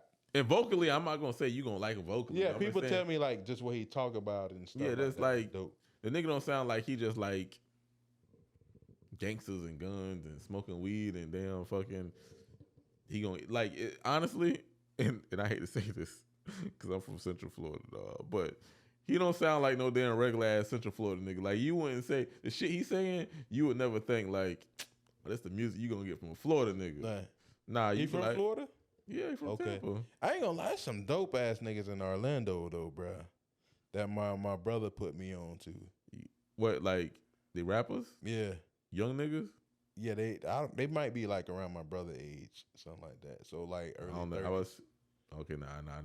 They got some young niggas that's young niggas running the city now, though. Like I think they got one named Lil Pooty. Yeah. I don't. He know. put me up on a few people. I was like, oh, these boys going. I ain't gonna lie. Like it's some niggas that can spit here in Florida, bro. I ain't gonna lie to you. And they in their early 30s. They might be younger than that. You know what I'm saying? I know one of the dudes because he grew up with us in the neighborhood, and I know him and my brother like around the same age. And what's his name? Man, Leak Baby. Leak Baby. Yeah. He got a nice little buzz going on. He probably gonna. He doing. I ain't gonna lie. Look. There's a couple of people from the city that I'm like, I see y'all. Nah, I can't support y'all. Well, I support y'all, but I ain't gonna listen. Like I ain't going to no concert or nothing. But because to me, it's so crazy. And this is one of my guilty pleasures that I do. Sometimes, like local rappers, especially from Florida, bro, I always send them DMs, bro. Yeah. Of like how to move. Gotcha. Like I told one dude, I ain't gonna say his name, but there's this one dude, and he's like successful. He out of Broward, and I told him like, bro, of course he didn't message me back or anything, but I was like, hey, stay safe out there, and like, don't feel pressured to damn fucking move how you see other people move. Mm-hmm. Like, and I always try to educate people too on investments. So like, I tell people all the time, like, nigga, don't waste your money on diamonds, bro. Yeah. Diamonds depreciate like a motherfucker, Mm-hmm. dog. You buy a $20,000 diamond, I bet you my fucking left lung, nigga, you ain't gonna be able to sell that motherfucker for $20,000. Right. Like, it's just not how diamonds work. Right, it's not how it work. But with gold goes up. So, of course, you know, we sell gold and shit like that. Gold is on the damn, is a traded commodity. So the value of that goes up and down, but for the most part, it goes up. Gotcha. So, like for instance, I bought a necklace for $850 in Dubai. Right now, that shit's worth like $3,000. Damn. So I bought it so long ago that it done damn real value. Yeah. Like, nigga, why wouldn't you buy gold? Yeah, Gold is just as precious, is a precious metal. That's the way to go. So it's like, nigga, you got. I seen Plies talking about that years ago on Breakfast Club. Yeah. And he had a joint on where he was like, yeah, I don't even buy diamonds no more. He had a gold joint. Charlamagne was holding that, but he was like, oh yeah, you can do some curls with this bit here, bro. Yeah. So ain't no telling. That was years ago. So ain't no telling how much that bit worth now. Exactly though. So my thing is like people got to be smarter and don't fall victim to the things that they see. Because like I say, it's easier for me to say, hey, don't look at that shit, don't do it, because my perception and reality is completely different when I grew up on. Yeah. So I know shit like, me and you talk about this from time to time, nigga. When I listen to rap, I look at it like a John Wick movie or Mission Impossible. Nigga, I know niggas ain't got. John Wick can't go kill them fucking 100 motherfuckers. Yeah. And he walk out with not even a black eye. Like that. It's not realistic. Yeah. Unless he a domestic terrorist, the shit ain't happening. Like I don't know. I don't care what type of martial artist he know. It ain't happening. It's fictitious. It's fake. But some nigga listen to rap and they be like, damn dog, this nigga rapping my whole life. Yeah. I be like, he ain't. Nigga ain't even rapping his life. Yeah. But some niggas get caught up in it so much, well, they think it's their reality. Mm-hmm. So I tell people all the time, like, bro, don't fall for that trap. But the thing is, nigga, we grew up on Tupac and Biggie, and yeah, they might have been talking about some gangster shit, but I don't think we thought that like the niggas was going out there killing people. Yeah. Well, these niggas think like these niggas are really about that. Like, dog, these niggas. I know. I read a blog post about NBA YoungBoy, and they were talking like this nigga is gonna really go kill somebody. I'm like, this nigga gonna kill somebody. Like, right. But see, with some of these niggas, is like you say, it's some of them where it's like they just don't got it all together with certain shit, man. Niggas been in the game since they were fucking 13 and be talking about dope and selling what's the name 10 years later. And I'm thinking to myself, you really think like these niggas was like in the lifestyle was Yeah. like if T.I. kids ever say anything about Oh yeah, dope, they ain't they ain't gonna do it. But could you imagine like niggas being like, yeah man, dog, this nigga riding. You be like, nigga been famous his whole fucking life, nigga. What the fuck? When was he selling this damn dope? What was he going to? What was he going to sell this dope? Yeah. Like, but niggas will believe that shit. Niggas will believe like, dog, this nigga's been famous for 10 years. Nigga got famous when he was 13. and believe like, oh yeah, that nigga, dog, that nigga about that life. Like, nigga, what life? Pull up and pamper life? Nigga, like, the fuck? But yeah, man. I don't know, dog. Like you say, I think the name of this episode got to be Our Reality or Something Human, because we don't say that shit a whole bunch of times. I don't know. What you think about complexity? Complexity, hey. We are complex people, so hey, complexity. I think that encompasses everything. Yeah. From what we was talking about earlier to talking about niggas living false lives and rapping about false lives that they never lived. When you look through it all, man, and you gotta look through it all and see it's way more complex than what niggas is really saying. Niggas is out here with facades and all that. I guess complexity. Complexity. It's okay, but it's not okay. Something like that. Hey, as long as they happy though, okay. I'm gonna go back to as long as you happy and you ain't hurting nobody, live your life, bro. That's all I can say. Yeah. I feel like I think we all need to sit down and think about the things that we intake and we let marinate in our brains, because a lot of it's junk. A lot of it could be harmful. Yeah. And just be open to have these conversations, because you may hate my opinion. A person may really hate my opinion and might not agree with me, but you know the difference between me and a lot of other motherfuckers. I'm open to have that discussion. Yeah. So I don't mind. Like, you seen how I was rolling on stereo. Mm-hmm. There was my boy Phoenix, dog. That nigga is as gay as they come. Nigga, he talking about everything. And me and him would laugh and have good conversations, and people would be like, bro, how do you have that conversation, bro? That's gay. I'm like, nigga, I ain't gay. Nah, yeah. He said he's doing that, not me. What the fuck? Right, but like, right. well, you think like by him talking gay, I automatically become gay? Like, nah. He talk about stuff that he does with consensual adult men. And I talk about stuff I do with my wife. Yeah. Hey, look. Yeah. I'm not forcing. Hey, I'm not telling him, hey, bro, man, you ever had some titties in your face and like motorboat? Like, I think you like it better. Yeah. Hey, he ain't trying to change me. I ain't trying to change him. It's important as people just to understand that, hey, man, we different in a lot of ways. As long as we ain't hurting each other, you know what I'm saying? There has to be not necessarily an acceptance, but just hey man, hey, do you, and I respect it. I think it gotta be acceptance, but acceptance that you may not agree. Yeah. Like I don't agree with you, but I accept you. Yeah. I think we have to learn how to accept other people's. Yeah, and you have to be willing to accept that a person may disagree on the other end. And like, I feel like we have to get to a point where people can not agree with certain things, but even in that, still find some shape or form of friendship if you do vibe with somebody on a certain level. Because like, you might kill an amazing friendship that you kind of feel that's there because of a person's the choosing of who they want to lay with or whoever they love. Yeah. And you know, so crazy is that, and we about to close too, but before, like, that's a thin line, boy, dog. Because it's crazy because like, for me, certain people that live certain lifestyles, I don't hate them. I don't dislike them, but I don't want to be around them. Yeah, it's just not. It doesn't